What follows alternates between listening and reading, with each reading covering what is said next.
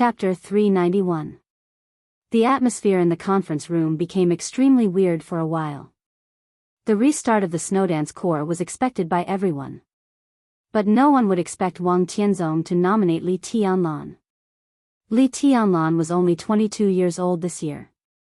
He had the combat capability that everyone recognized, but it was unrealistic for everyone to be the marshal of a special warfare corps at such a young age.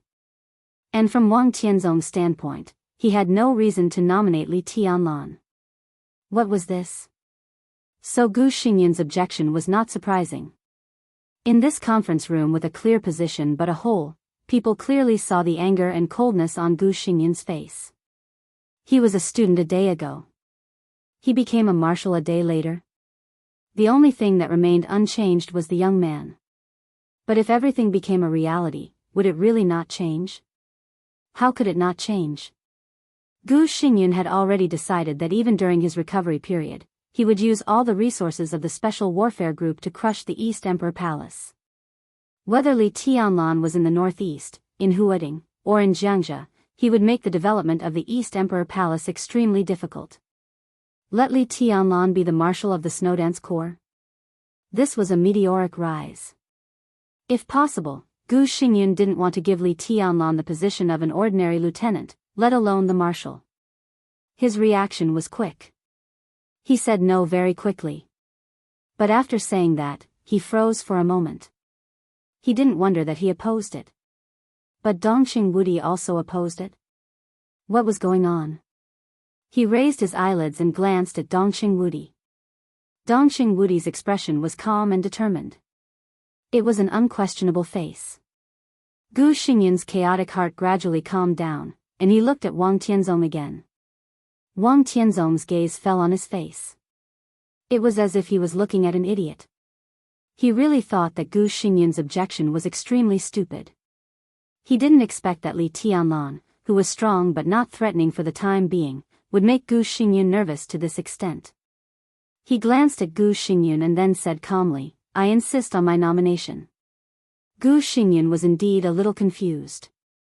He hadn't figured out what was going on for the time being, so he instinctively became silent.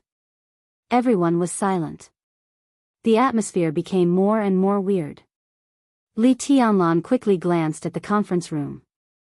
He sat on the periphery of the conference table and could only see the faces of half of the high-level officials, as well as the side faces of Li Huacheng and Wang Tianzong.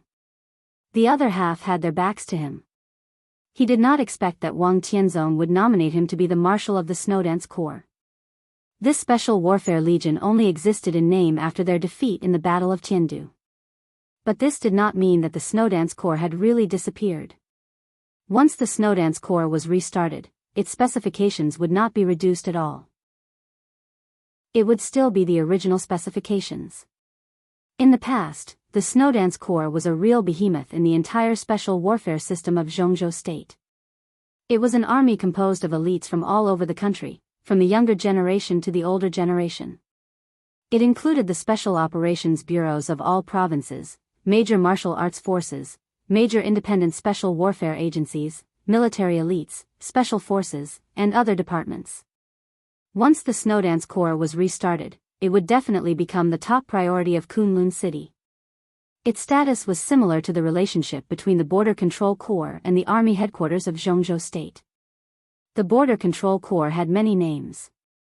God of Slaughter Legion, East City Legion, but those were all titles with various meanings. In terms of power, the Border Control Corps, which had nearly 600,000 troops, had always been called the small army headquarters of Jianghu State. If the Snowdance Corps was restarted, it would almost be another small Kunlun city in the special warfare system. In the beginning, Gu Xingyun could agree to the establishment of the Snowdance Corps. In addition to the fact that Gu Qianxuan served as the first marshal, the Snowdance Corps was stationed in East Island for a long time after the victory, so it was difficult for it to affect the affairs of Jianghu State. But if Li Tianlan were to control the Snowdance Corps, how could he be willing to stay abroad? To be honest, for a moment, Li Tianlan was really a little tempted. But being tempted did not mean accepting. He would never believe in Wang Tianzong's kindness. Once he showed these, it would be abnormal. There must be something wrong with the abnormality. Comrades, let's talk. Li Huaqing sat in the main seat and took the initiative to break the silence. His tone was simple and peaceful, without any emotional fluctuations. In terms of strength, Tianlan is indeed qualified to lead a special warfare legion. But the situation in Eastern Europe is too complicated and chaotic. Tianlan is still young, and he may not be able to control the situation. I personally suggest that it is more appropriate to send a relatively experienced and prudent person to Eastern Europe. Dongxing Wudi said without hesitation, and his attitude was extremely clear. I object to the nomination of His Majesty Sword Emperor. I don't think there's anything wrong with it. Yi Dongxing, the deputy minister of the army headquarters, said with a smile, the strength of His Highness Li Tianlan is recognized by everyone. Although His Highness is young, he should get enough respect and status in the dark world. Minister, being young is not a bad thing. It also represents the courage and passion that we old guys don't have. If the Snowdance Corps is restarted, under the leadership of His Highness Li Tianlan, it may be able to better open up the situation in Eastern Europe. I agree with Marshal Yi. On the screen, Wang Qianzhong, the commander of the Arctic Ocean Command of Zhongzhou State, said solemnly, the situation in Eastern Europe is chaotic. All the major forces in the Dark World have regarded Eastern Europe as a battlefield. In the current situation, if we want to keep our own interests and even get more, what Zhongzhou State needs is not steadiness, but sharpness and sharpness. From this point of view, the performance of His Highness Tianlan is obvious to all. I agree that His Highness Li Tianlan should be the commander of the Snowdance Corps. Sharpness and sharpness are one thing, and experience is another. Zhou Mulan, another leader of the giant group, stood up and said calmly, Tianlan has no experience in leading a comprehensive corps at present. But His Highness Dijiang of the Wang family of Beihai has led the Freedom Corps in Tiannan in the past few years, and has made great achievements. His Highness Dijiang is also young and does not lack the sharpness you mentioned. I think the commander of the Snowdance Corps is most suitable for His Highness Dijiang.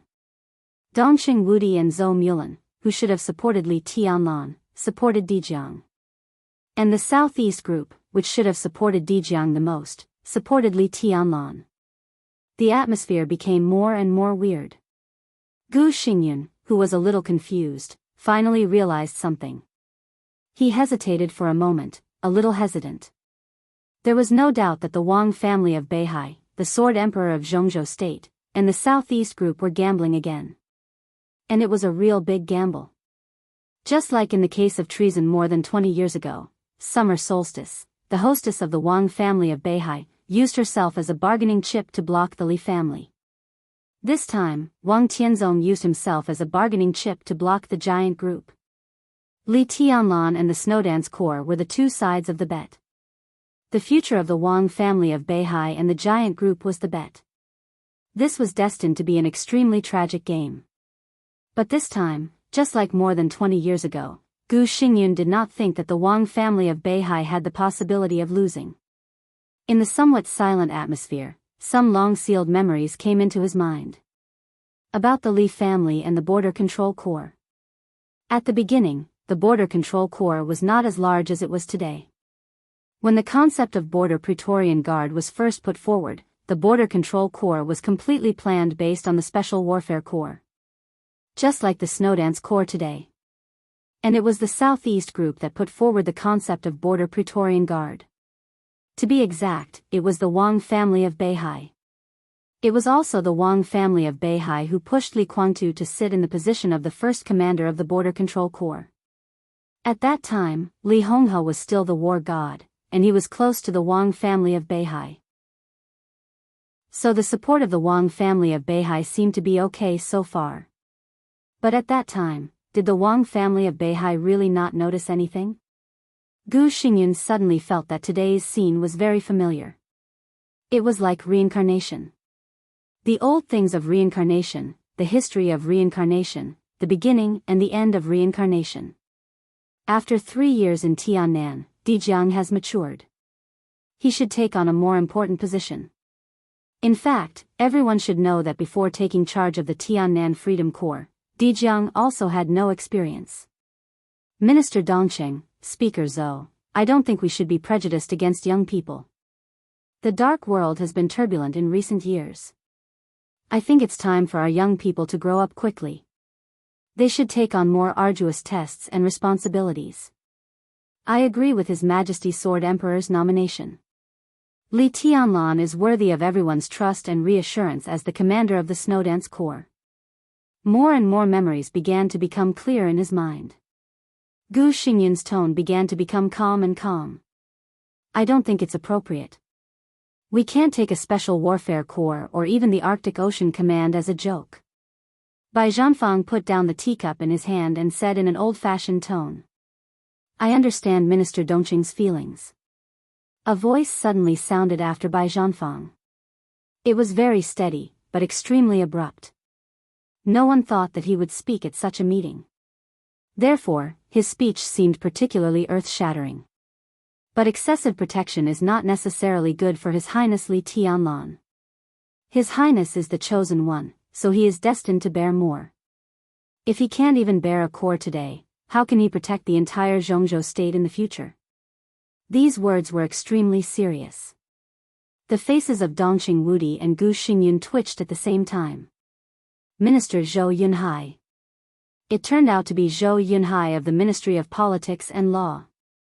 This flag figure of the northern faction ranked last among the 9 directors. In the usual meetings, unless they were discussing purely state affairs or the content about the northern faction or the content about the Ministry of Politics and Law, this director basically wouldn't say a word of nonsense. However, in such a sensitive meeting today, he stood on the opposite side of the giant group. To be exact, he supported the Wang family of Beihai and the Southeast group. Because his last sentence was also extremely offensive to Kunlun City. Zhou Yunhai's statement was simply clear. Why was it like this? Everyone was looking at Wang Tianzong. Wang Tianzong lowered his eyelids and drank tea silently. Except for the first 2 sentences, he didn't speak much. I agree with this nomination. Ji Wenzhang, the director of the Ministry of Supervision, expressed his attitude straightforwardly. Agree. Agree. Agree. Voices rang out in the conference room one after another, unhurried, calm, and sure. Dongqing Wudi's face became more and more gloomy. The Southeast Group and the Special Warfare Group united. From the directors to the members of parliament, they all expressed their attitudes very clearly. It seems that this nomination is expected.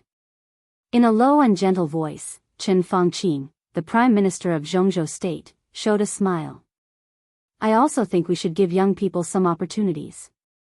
Comrade Wang Qianzhong is right. What Zhongzhou State needs now is not calmness, but vigor and sharpness. Wherever our soldiers are stationed, there will be the dignity of Zhongzhou State. The Jiang family of South America. Knights Templar. I will inform the diplomatic department to make a statement later. In addition, I also hope that the Snowdance Corps, under the leadership of Tianlan, can teach these 2 forces a lesson and tell the world that the army and star flag of Zhongzhou State are inviolable. No. Dongqing Wudi spoke again. His voice was low. Everyone looked at the standing minister of the army headquarters. Yesterday, he dared to confront Sword Emperor in the Sky Academy without retreating. He had the strength, the power, the status, and the qualification. But now, what else could he do? Wang Tianzong was just a nomination. Whether he succeeded or not depended on the will of the entire Zhongzhou state. Just like Wang Tianzong did not dare to attack those soldiers yesterday. Dongqing Wudi could not go against the will of the decision-making committee. Otherwise, it would be treason. Dongqing Wudi turned his head and looked at Li Tianlan. Li Tianlan sat calmly in the chair, neither arrogant nor rash, neither sad nor happy.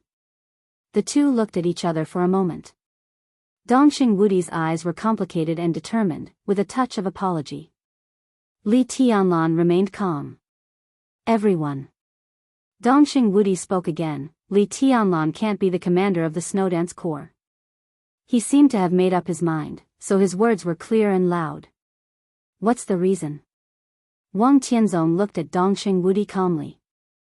Dongqing Wudi gritted his teeth, and his eyes seemed to spurt fire. The reason? The muscles at the corners of his mouth trembled, and his voice seemed to be distorted. He never thought that one day, he would open the most painful scar of the Li family in front of Li Tianlan. But he had no choice. Li Tianlan really could not take charge of the Snowdance Corps. For Dongqing Wudi, the smell of conspiracy in Wang Tianzong's nomination this time was totally overwhelming. He thought that the Wang family of Beihai and the Dongqing clan would be in a honeymoon period during the transaction of the Border Control Corps. That might be right. But the Wang family of Beihai obviously did not intend to keep the honeymoon period between the two sides for a long time. Dongqing Wudi did not believe that Wang Tianzong would give up killing Li Tianlan. So why did he support Li Tianlan today? Wang Tianzong did not attack Li Tianlan in the Sky Academy, but chose to leave. Obviously, he encountered something that had to compromise. But Dongqing Wudi was very clear about the extreme style of the Wang family of Beihai. They could not compromise forever, and Wang Tianzong's killing intent would not disappear. Obviously, Wang Tianzong supported Li Tianlan because he wanted to press Li Tianlan in Snow Country and put him in the most obvious position. In this way, when he solved the problem, he could find Li Tianlan at any time and kill him with a sword. Even if he worried about the domestic attitude, it would be easy to find Li Tianlan in Snow Country. He could cooperate with other superpowers and kill people with a borrowed knife. With the background of the Wang family of Beihai, no superpower in the world would refuse to cooperate with them. Once Li Tianlan became a marshal. In any case, he could not be too far away from the Snowdance Corps. And the most important thing was, Dongqing Wudi did not want to play a game with Wang Tianzong at the gambling table. What Gu Xingyun could understand, he could understand, too, and he understood it earlier than Gu Xingyun. The situation in Eastern Europe was so chaotic, and there were so many unimaginable variables. Li Tianlan took the Snowdance Corps to participate in it. Countless conspiracies and calculations were going on almost all the time in the general trend. The enemy's calculation. The calculation of his own people. In such a chaotic environment, it was even easier to plot something than it was more than 20 years ago. In the Snowdance Corps, if Li Tianlan was not careful, he would be doomed eternally. Death was not the only thing that could doom people eternally. There was also crime. Treason. In all kinds of conspiracies and chaos, if the Wang family of Beihai reenacted the treason case on the border, Li Tianlan would die. The Li family, which had made a comeback, would disappear completely. And the Dongqing clan, which had been tied to Li Tianlan, would also be doomed eternally. This was Wang Tianzong's gamble. He made Li Tianlan reach the sky in a single bound. If Li Tianlan successfully controlled the Snowdance Corps and destroyed the conspiracy of the Wang family of Beihai, the Li family would rise completely. Li Tianlan, who grew up, would bring the Li family to the peak again and make the Dongqing clan complete further transformation. The future of the Wang family of Beihai was doomed to be restless. On the contrary, if the Wang family of Beihai let the old things reincarnate again and staged a case of treason, the Snowdance Corps would be wiped out, and the Dongqing clan, which was implicated, could only go to the end. This was a gamble set by Wang Tianzong, and his chips were his own strength and the almost endless resources and connections of the Wang family of Beihai. It was difficult for the Dongqing clan to win. So he didn't want to sit at this gambling table. But Wang Tianzong now involved the Southeast Group and the Special Warfare Group, and even Shen Fangqing of the Prince Group expressed his support. It was obvious that he wanted to use the general trend to promote Dongqing Wudi. 24 hours ago, in the Sky Academy, Dongqing Wudi used the general trend to make Gu Xingyun and Wang Tianzong not dare to act rashly. 24 hours later, in the building of the army headquarters, Wang Tianzong also used the general trend to suppress Dongqing Wudi. Dongqing Wudi laughed at himself a little. Was this retribution? He glanced at Li Tianlan again. Li Tianlan was still calm. Dongqing Wudi took a deep breath and finally opened the scar of the Li family. The situation in Eastern Europe is chaotic, and the garrison has suffered heavy losses.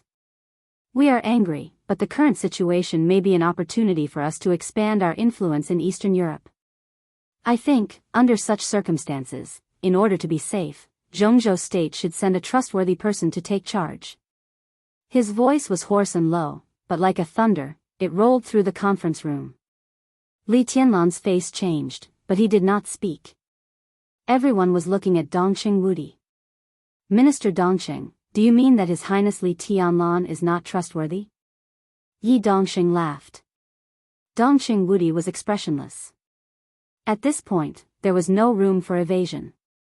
More than 20 years ago, the treason of His Highness Li Guangtu caused to Jianghu state has not been fully compensated. Everyone knows Tianlan's origin. He has not been tested enough. The army headquarters. I can't believe his loyalty to Jianghu state. He's not suitable. This bloody scar was completely torn apart by Dongqing Wudi. Everyone looked at Li Tianlan. Li Tianlan's face was a little angry, a little ashamed, and a little helpless. Countless emotions flashed in his eyes. But his face was still as calm as a rock. He sat there quietly, looking a little cold. He minded Dongqing Wudi's words very much, but he couldn't say that he blamed him. Today's meeting was extremely strange from the beginning. Li Tianlan had vaguely realized the problem. Dongqing Wudi would rather open the scar of the Li family to prevent him from serving as the marshal of the Snowdance Corps, which was enough to prove the cruelty and danger behind Wang Tianzong's nomination this time. Li Tianlan does come from the Li family. But the Li family has not only Li Guangtu but also Senior Li. Senior Li is the founder of Jianghu state. His achievements are world-shaking and unyielding. Li Tianlan grew up with Senior Li. What does it have to do with Li Tianlan? I think he is trustworthy. Wang Tianzong's tone was flat and cold. Now he praised Li Honghe, which was exactly the same as Dongqing Wudi's feeling when he talked about Li Guangtu's treason. It was very uncomfortable. This kind of feeling was not disgusting, but he really didn't like it and didn't want to say it. Since the comrades are so divided, I think it's better. President Li Huaqing, sitting in the main seat, finally opened his mouth. However, before he finished speaking, he had been interrupted by Commander Wang Qianzhong on the screen. Sorry, Mr. President, the situation in Eastern Europe is very chaotic. On behalf of the 150,000 troops of the Arctic Ocean Command, I ask the decision-making committee to make a decision as soon as possible. We can't afford it. President Li Huaqing frowned. President, why don't we vote? Chen Fangqing said calmly. Vote. This was a very feasible method. In the high-level meeting, if there was a serious disagreement on a topic, it would either be postponed or voted.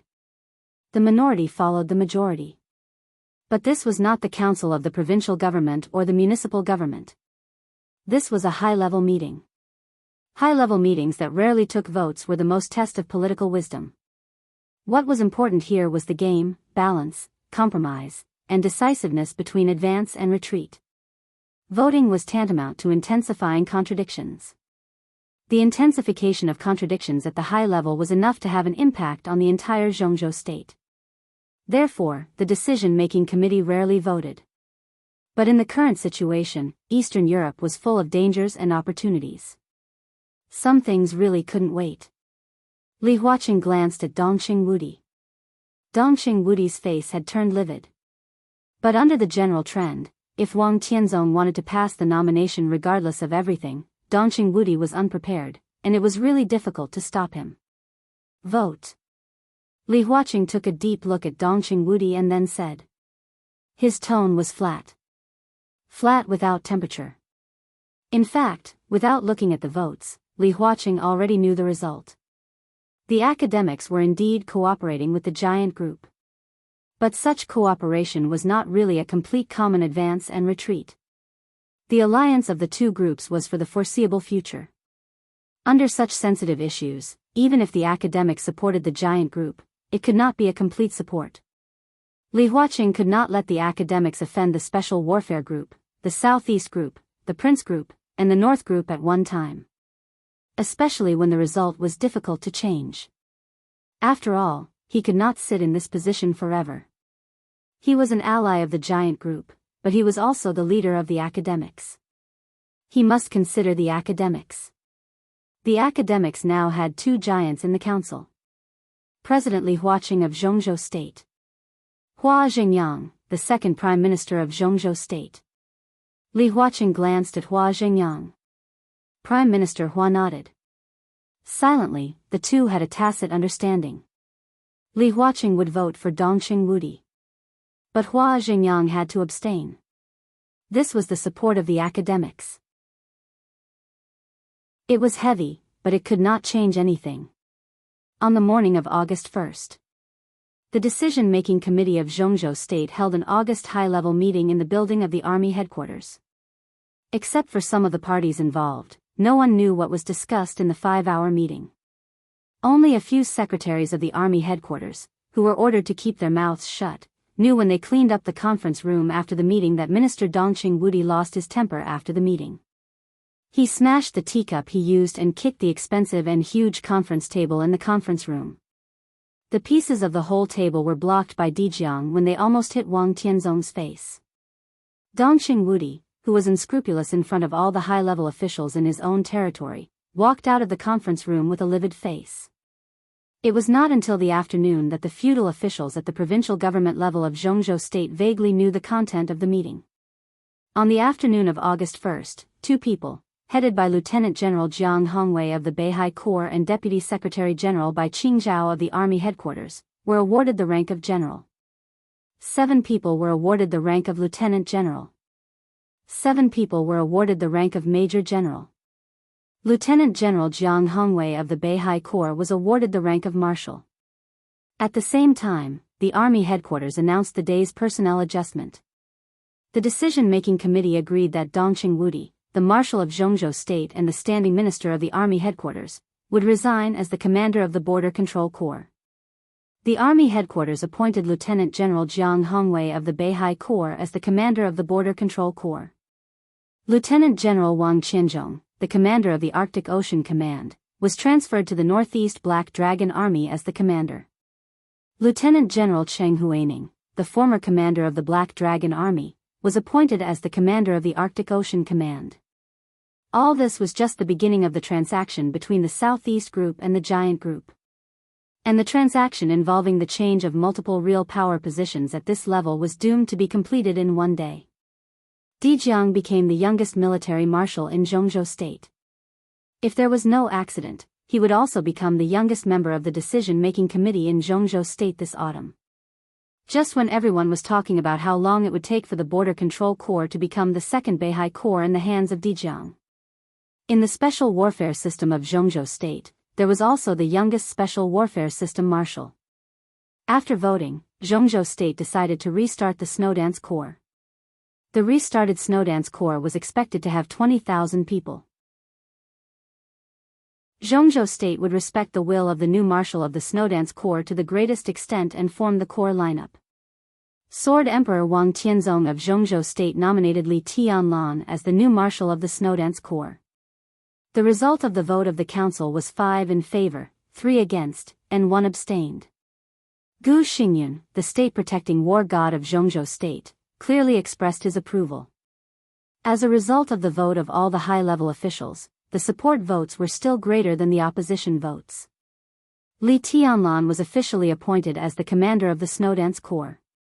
After the formal formation of the Snowdance Corps, he would go to Eastern Europe on behalf of Jianghu State and become a pivotal force in the chaos of Eastern Europe. A meteoric rise. The general trend never cared about one person's opinion, whether he was willing or not. During the time of a meeting, Li Tianlan was directly pushed to a position infinitely close to the peak of power. A meeting that originally had little to do with him became the protagonist invisibly. Eastern Europe would be the journey of him and the Snowdance Corps. This was an extremely clear but extremely difficult path. There was chaos ahead. There was an abyss behind. Chapter 392. 10,000 word super chapter brothers, can you exchange for a few monthly votes? As a member of Parliament of Jianghu State, Bai Zhanfang, known as the governor of Yuzhou, was as simple as an old farmer, but he was very particular about his life. Bai Zhanfang did not choose Dragon Lake Park, which Jianghu State allocated to the members of parliament, but set up the Bai family in Mount Qing. Mount Qing was one of the famous tourist attractions in Yuzhou. Bai Zhanfang chose the area with the best scenery in Mount Qing and built a manor covering an area of about 200 acres among the green mountains and clear water. The manor did not cover a large area, but the 2-kilometer area around the manor was all turned into a restricted area. There were armed police patrolling on weekdays, and it looked like a wealthy family that no strangers were allowed to enter. There was a pavilion on the edge of the Bai family's manor. It was a historical site, built near the water, and looked old. This place was unique. Sitting here, the most beautiful scenery of the whole Mount Qing came into view. Every inch of land in sight was a grand view. Li Tianlan sat in the pavilion and drank tea. Bai Zhanfang, with a blank expression, and Dongqing Wudi, whose face was still gloomy, also sat in the pavilion. The three of them sat opposite each other in silence.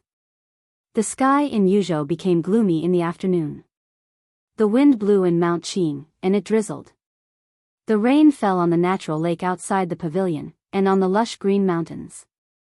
The mountains and rivers were foggy, and everything was hazy.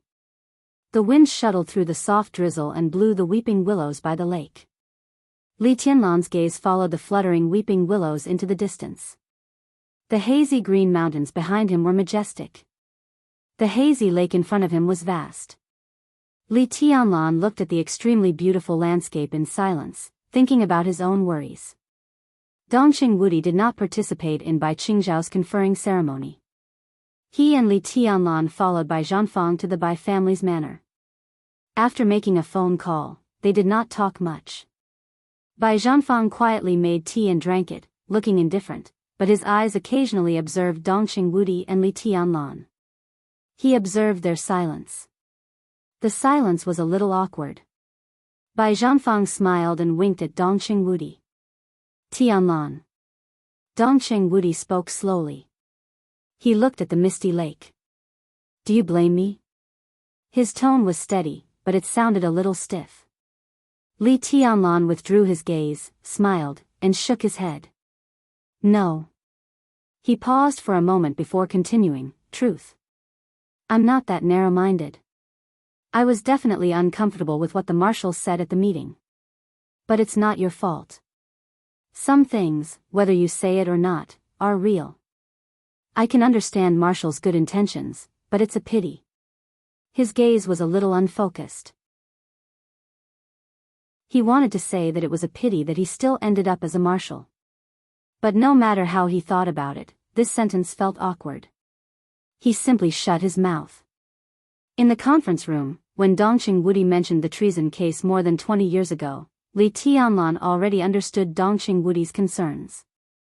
He seemed to be exposing Madame Li's scars, but on that occasion, wasn't it another kind of reminder?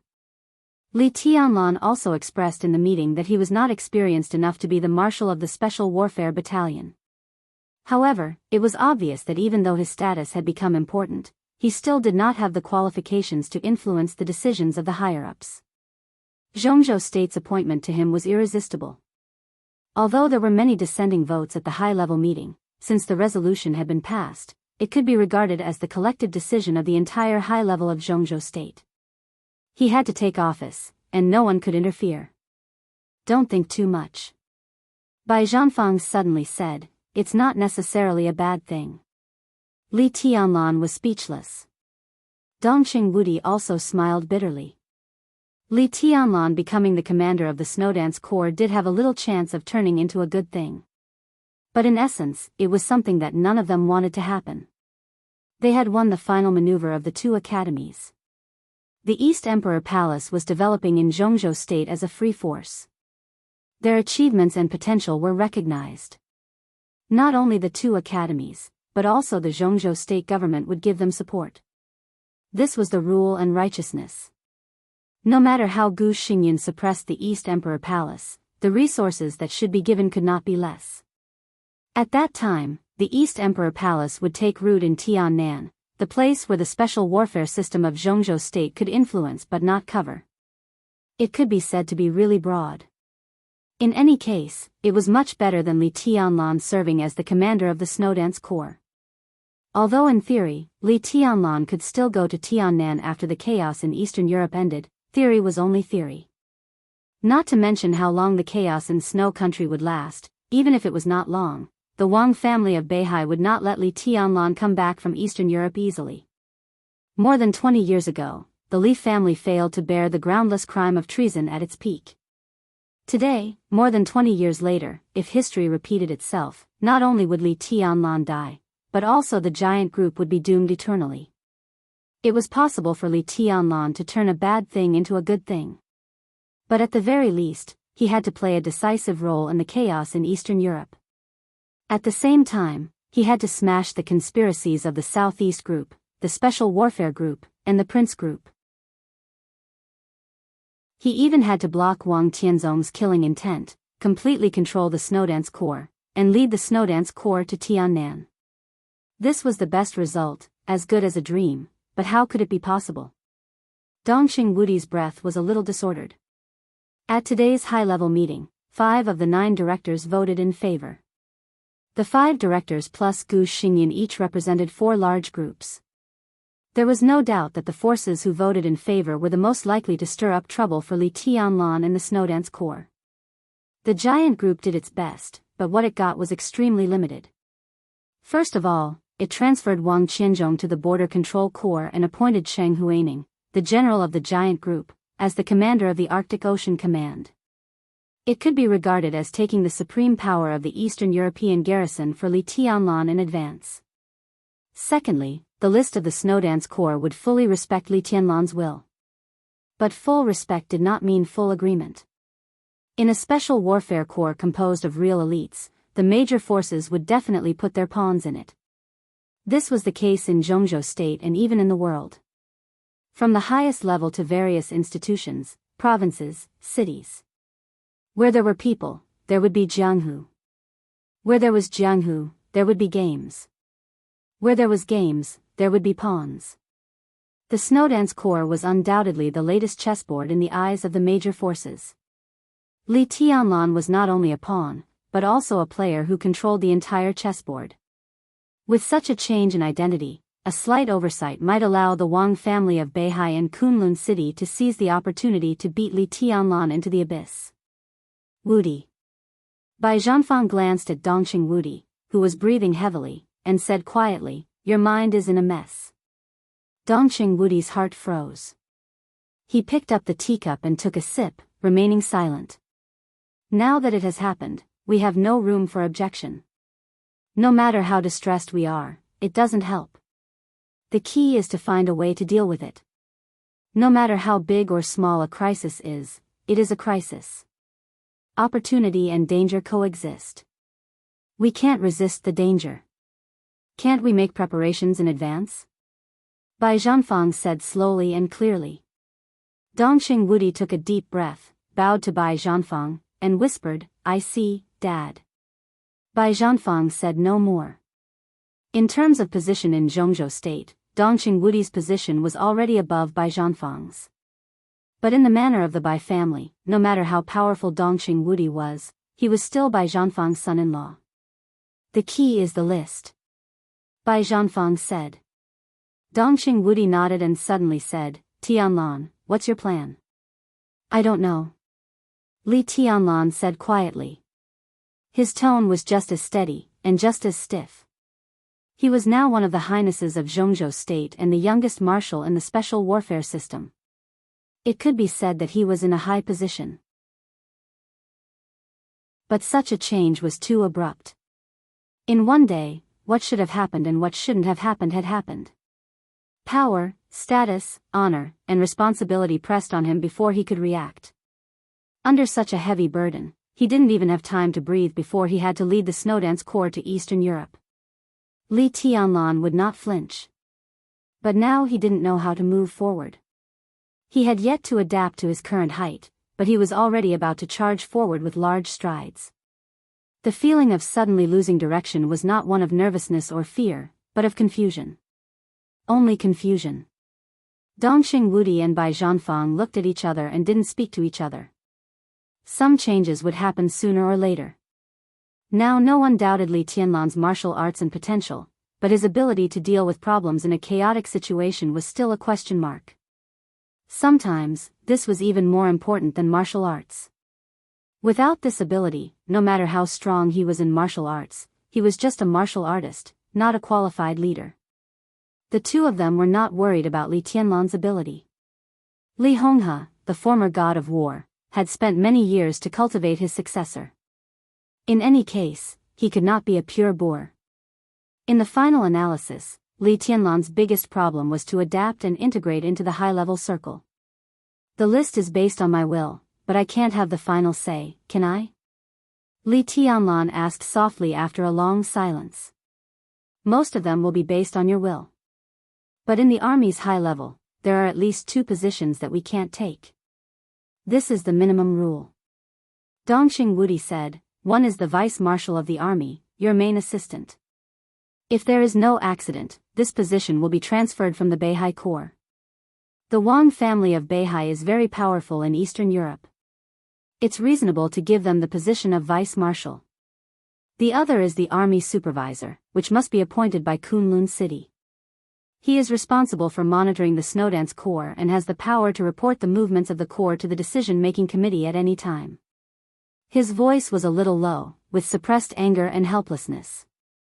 A vice-marshal and a supervisor were the most sensitive positions. Around these 2 positions, 2 sets of teams belonging to Beihai and Kunlun were bound to emerge. These 2 sets of teams might not be able to control the overall situation, but they were enough to restrain some of Li Tianlan's actions, and even completely overthrow Li Tianlan's position as the commander-in-chief if they seized the opportunity. Eastern Europe has changed dramatically, and only the Snowdance Corps is going to Eastern Europe? What do Sword Emperor and Hidden God say? Li Tianlan continued to ask. Of course, outside the Snowdance Corps. Beihai province is relatively independent. Wang Tianzong went to Eastern Europe for the interests of Beihai province. Of course, if conditions permit, the Snowdance Corps can ask for his cooperation. Sai City stands aloof from the world and has always been a free force. Situ Tsangyue is also independent of the Snowdance Corps, Dongxing Wudi said. What he said was very clear. The Snowdance Corps gathered the special warfare elites of Zhongzhou State, but it could not limit the Invincible Realm experts. In such a chaotic situation, the Invincible Realm experts had considerable freedom. Li Tianlan nodded. In this case, how about drawing 20,000 people from the 40,000 troops of the Sky Academy into the Snowdance Corps? As for... Li Tianlan's tone suddenly paused. There was a flash of hesitation in his eyes, and he looked at Dongxing Wudi. It was not until this moment that he suddenly remembered that he had become the commander of the Snowdance Corps, which was equivalent to Wang Tianzong forcing the Dongxing clan to sit on the gambling table. But Dongxing Wudi still had his choice. He could choose to fully support himself and gamble with Wang Tianzong. But if it was safe, in the unknown time in the future, the Dongxing clan could also try to disassociate themselves from him. Maybe they would not completely disassociate themselves, and maybe they would still pay a huge bargaining chip and the price of generations. But it was much better than the result after he failed. If the Dongxing clan had the intention to retreat, Li Tianlan could understand. If he wanted the elites of the Border Control Corps and the Sky Academy at this time, it would definitely embarrass Dongxing Wudi. Dongxing Wudi clearly saw the hesitation in Li Tianlan's eyes. No problem. He said without hesitation, I will screen the 40,000 people as soon as possible and form the strongest framework of 20,000 people. I can give Li Zhonghu and the other 3 to you. Tianlan, as for each of the hundreds of thousands of troops in the Border Control Corps, I dare not say that they are absolutely loyal, but you can rest assured about each of these 40,000 people. If you can trust me, you can trust them. In Li Tianlan's heart, the Dongxing clan might have a choice. But in Dongxing Wudi's heart, since he had come to this point, he would never turn back. He could not give up Li Tianlan, absolutely not. Thank you, Marshal. Li Tianlan bowed to Dongxing Wudi. Dongxing Wudi gave a carefree smile. In the hazy drizzle, his smile was cool and a little bitter. In addition, I will transfer some people from Sai City to the Snowdance Corps. Li Tianlan said softly. He had only been to Sai City once. But after all, he was the young governor of Sai City and had enough power to use the resources of Sai City. Power might not be equal to qualification. But now was not the time to talk about this.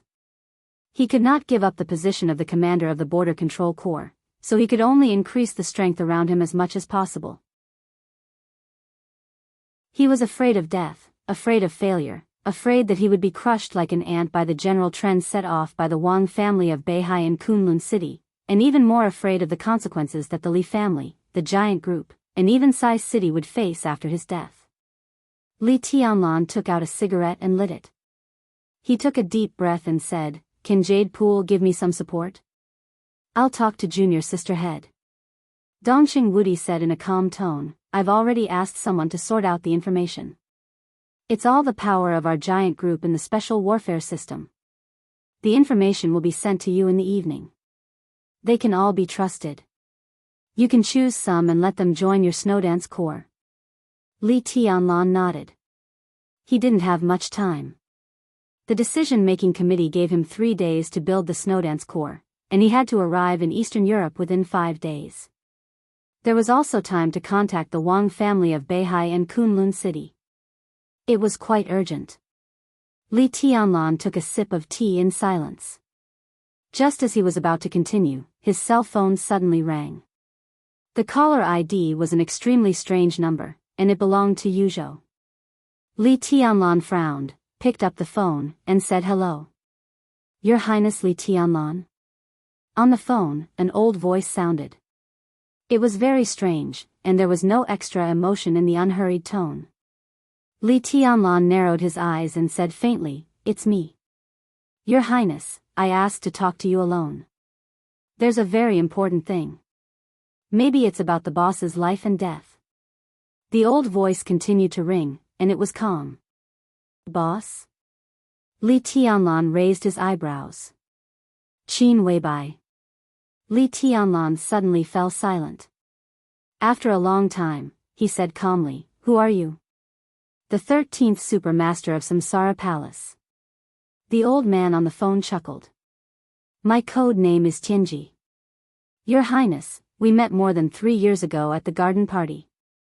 "More than 3 years ago. The garden party." Listening to the old voice, Li Tianlan suddenly opened his eyes wide. He suddenly felt ridiculous. The 13th Supermaster of Samsara Palace. "Tianji? I'm on Mount Green," Li Tianlan said. "The manor of the Bai family?" "The manor of the Bai family." On the phone, Tianji was silent for a while and whispered, "I'll wait for you at the top of Mount Green, Your Highness." Li Tianlan calmly hung up the phone and looked at the scenery outside the pavilion. He was silent for a long time. "I'm going to the mountain." He pointed to Mount Green outside the pavilion and looked at Dongxing Wudi and Bai Zhanfang. The top of Mount Green was naturally the highest place on Mount Green. How powerful was Dongxing Wudi? Even if he didn't have to listen to the phone call, he could vaguely hear something. The word samsara made his eyes light up slightly. He nodded and said, "Go ahead. Be careful." Li Tianlan nodded, stood up, and left the pavilion. It was right to be careful. But with his current strength, he didn't have to be too cautious. And when the Snowdance Corps was about to set off, neither the Wang family of Beihai nor Kunlun City could plot against him at this time. Dongxing Wudi and Bai Zhanfang looked back at Li Tianlan's back at the same time. The back was thin. But it was extremely straight and sharp as a sword. There was undisguised appreciation in Bai Zhanfang's eyes. Dongxing Wudi was still silent. "Do you feel bad?" Bai Zhanfang suddenly asked. Dongxing Wudi said nothing and turned his head to drink tea in silence. The tea was getting cold, and the rain was still drizzling. The water in the teapot boiled again, and the tea leaves swirled in the boiling water. When Bai Zhanfang was about to give up the question, Dongxing Wudi raised his head again. He looked into the distance, at the hazy landscape and dense fog that Li Tianlan had just seen. "I don't feel bad." His tone was calm. "You're a great general." Bai Zhanfang stood up and picked up the extremely expensive teapot. He poured the boiling water into the pot under the pavilion. The boiling water blended with green lake, bringing a white splash and heat. I'm old. Bai Zhanfang suddenly said, I feel bad. Without waiting for Dongqing Wudi's answer, he walked out of the pavilion directly. Go about your business. Come back for dinner in the evening. He walked out of the pavilion and went ashore along the antique bridge. Dongqing Wudi still sat where he was, motionless. Bai Zhanfang suddenly turned around, looked at his son-in-law's back, and asked, who was on the phone with Tianlan just now? It seems to be the super master of samsara. Dongqing Wudi replied. So you should calm down. Bai Zhanfang said, Eastern Europe is a place where it's hard for us to get involved, but do you think it's also hard for Boss Qin to get involved?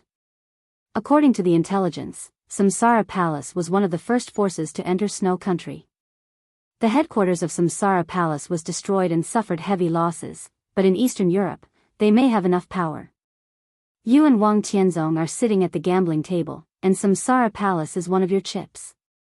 Wang Tianzong also knows Samsara Palace, but he won't know what it means, and neither do we. Unknown means all possibilities. I understand. Dongqing Wudi nodded. He turned his back to Bai Zhanfang, so no one could see his expression. But how can I calm down? If you really can't calm down, you might as well ask about the chips in your hand. Bai Zhanfang turned and left. He was bathed in the drizzle, carrying the teapot. In the gloomy weather, his figure looked a little stooped. Dongqing Wudi held the teacup in one hand and picked up his mobile phone with the other. The chips that needed to be asked were naturally chips that he didn't know what they meant. Dongqing Wudi found Qin Weibai's phone number and seemed to be hesitating whether to dial. Bai Zhanfang ignored the psychological activities of his high-ranking son-in-law. His figure stepped over the small bridge by the lake and strolled on the flat path at the foot of the mountain. The guard who had been guarding here opened an umbrella. Bai Zhanfang waved his hand, bathed in the cool drizzle of midsummer, crossed the entire manor, and returned to the main villa in the manor. He didn't tell the guard anything. The guard stood in front of the door and saluted, then returned to his guard duty with the umbrella. Bai Zhanfang pushed the door open and walked into the villa alone. The lights were on in the villa. Under the soft light, two old men who shouldn't have been here were sitting in the living room playing chess. Jianghu State chess. The game of chess had entered an endgame. But the two pawns on the chessboard had crossed the river. For the pawns, such an endgame was actually the real beginning. Green Mountain was not high, but it was huge. However, the top of Green Mountain was not flat. The steep slope of the top reduced the area of the top, so it was not difficult to find people. The drizzle was like silk. The crowds of tourists who came to Green Mountain were much quieter. Li Tianlan climbed to the top of the mountain along the steep mountain road and saw an old Taoist in a Taoist robe and holding a horsetail whisk at a glance. The Taoist's beard and hair were all white. He didn't pretend to be profound and turned his back to him. Instead, he faced him with a soft smile. Even on weekdays, there were not many tourists at the top of Green Mountain. The mountain road was steep and exquisite.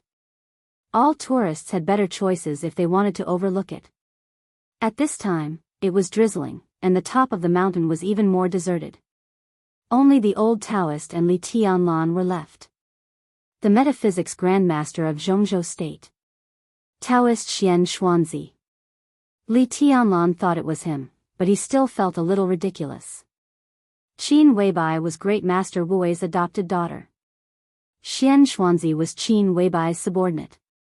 The two metaphysics grandmasters of Jianghu State were by Qin Weibai's side.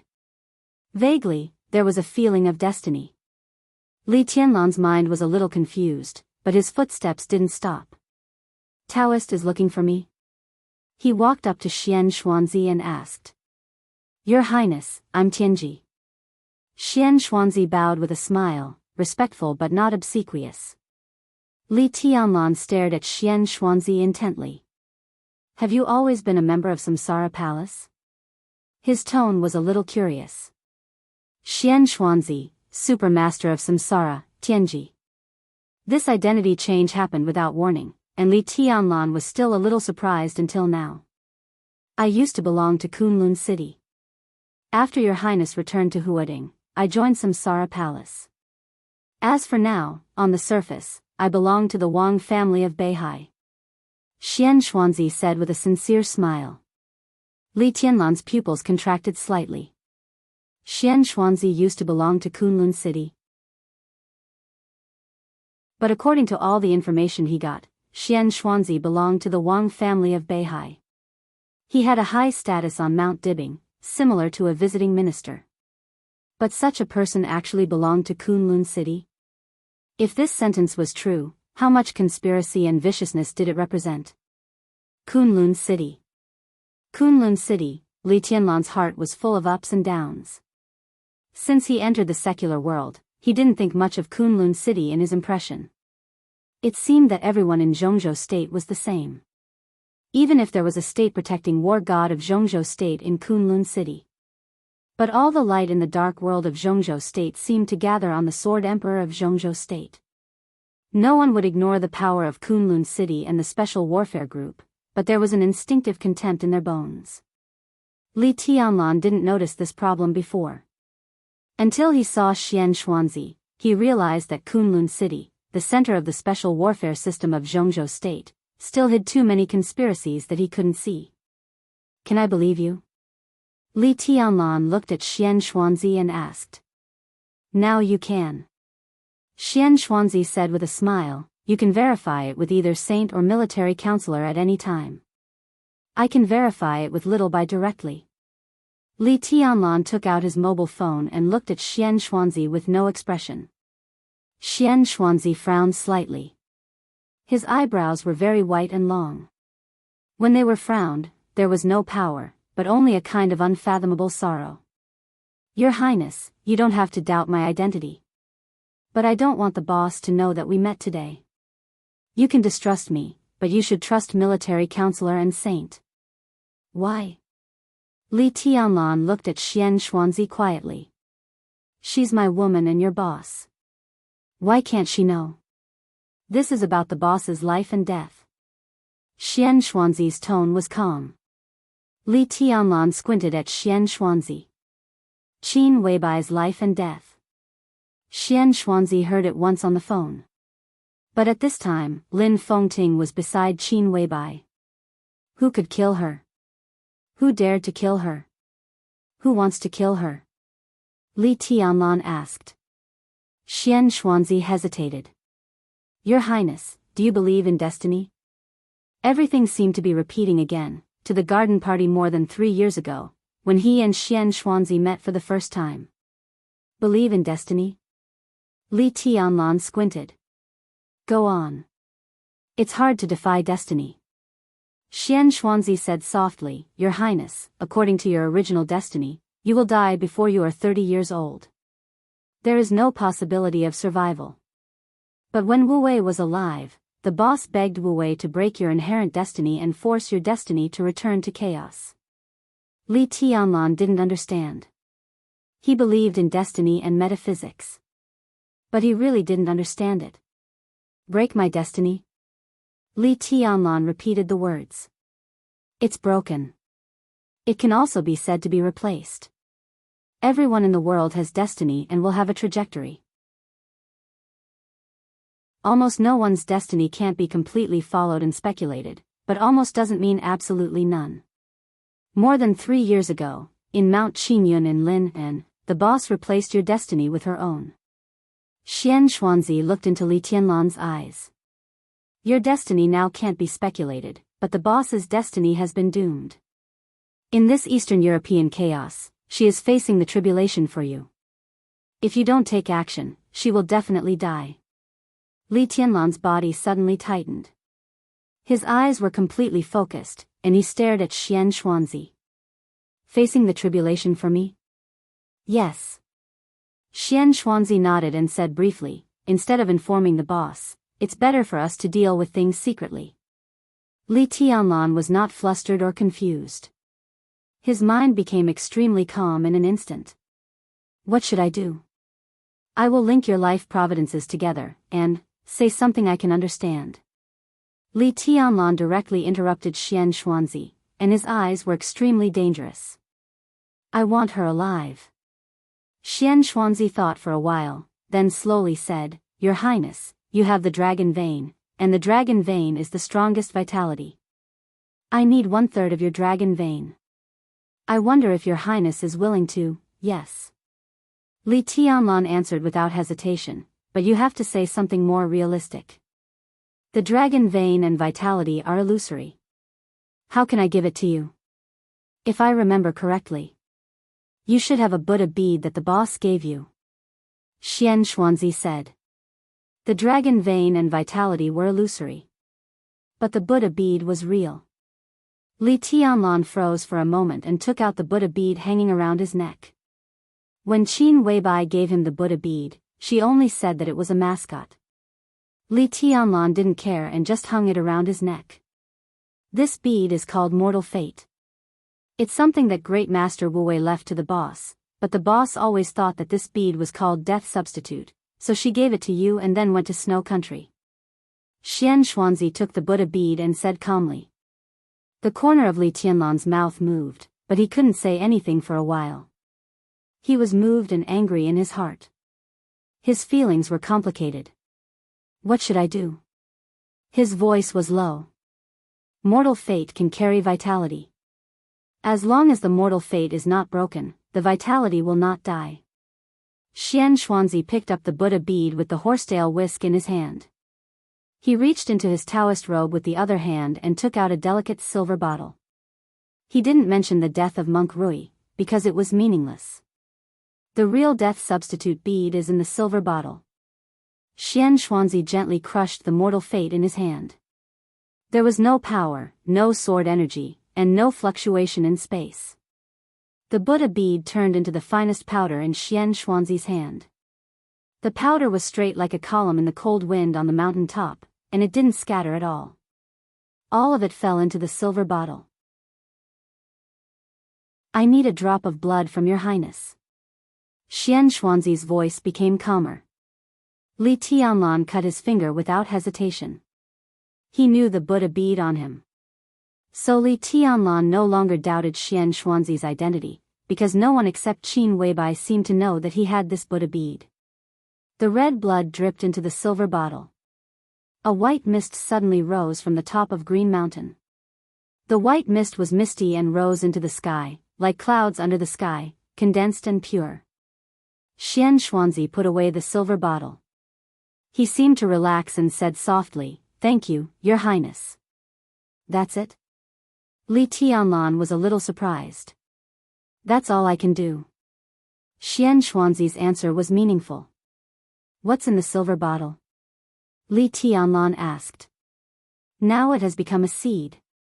Xian Xuanzi replied, I will sprinkle them in Snow Country. When the flower blooms, it will be the time when you and the boss merge into one. Li Tianlan said, Oh, and suddenly said, When the flower blooms? Xian Xuanzi hesitated and said calmly, When the trial comes. Dongqing Wudi finally dialed Qin Weibai's phone. Minister? The phone was quickly connected. Qin Weibai's cold and clear voice sounded on the phone. Dongqing Wudi looked at his watch and calculated the time in Snow Country. He said apologetically, Sorry, Boss Qin, did I disturb your rest? It's okay. Qin Weibai smiled and said, I just had breakfast. Minister, what's the matter? Dongqing Wudi hesitated, feeling a little ashamed and helpless. He said in a deep voice, There's a change in Jianghu state. About the Snowdance Corps? Qin Weibai asked straightforwardly. Dongqing Wudi froze for a moment. All the emotions in his heart kept changing and finally turned into surprise. The high-level meeting of Jianghu state ended only a few hours later. The conferring ceremony was not over yet. The meeting documents delivered to the provincial government level should not have been fully delivered. At this time, Qin Weibai already knew the content of the high-level meeting? When on earth did she know?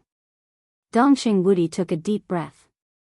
At this moment, he suddenly felt a little horrified. If a country couldn't even keep the content of high-level meetings confidential, then what was wrong? How did you know? Dongqing Wudi asked in a deep voice. His tone was extremely serious. It doesn't matter, Minister. Qin Weibai said calmly, what matters is the Snowdance Corps. The Snowdance Corps, Dongqing Wudi's mouth twitched. I failed to stop Wang Tianzong at the high-level meeting. He said. I know. Qin Weibai said calmly, 5 votes in favor. Minister, you've done your best. Leave the rest to me. Dongqing Wudi didn't want to investigate the source of Qin Weibai's intelligence for the time being. As she said, the Snowdance Corps was the most important thing at the moment. What do you want to do? Dongqing Wudi asked straightforwardly, Boss Qin, the matter of the Snowdance Corps will not be so simple. Wang Tianzong is not so kind to push Tianlan to a high position temporarily. What he wants most is for Tianlan to fall from a high position. Qin Weibai interrupted Dongqing Wudi. So Wang Tianzong is likely to repeat the treason case 20 years ago. There are opportunities everywhere in the chaos of Eastern Europe, and opportunities will appear at any time. When the Snowdance Corps is established, the vice marshal and supervisor will definitely belong to the Wang family of Beihai and Kunlun City. If these two positions are united, they can do a lot of things.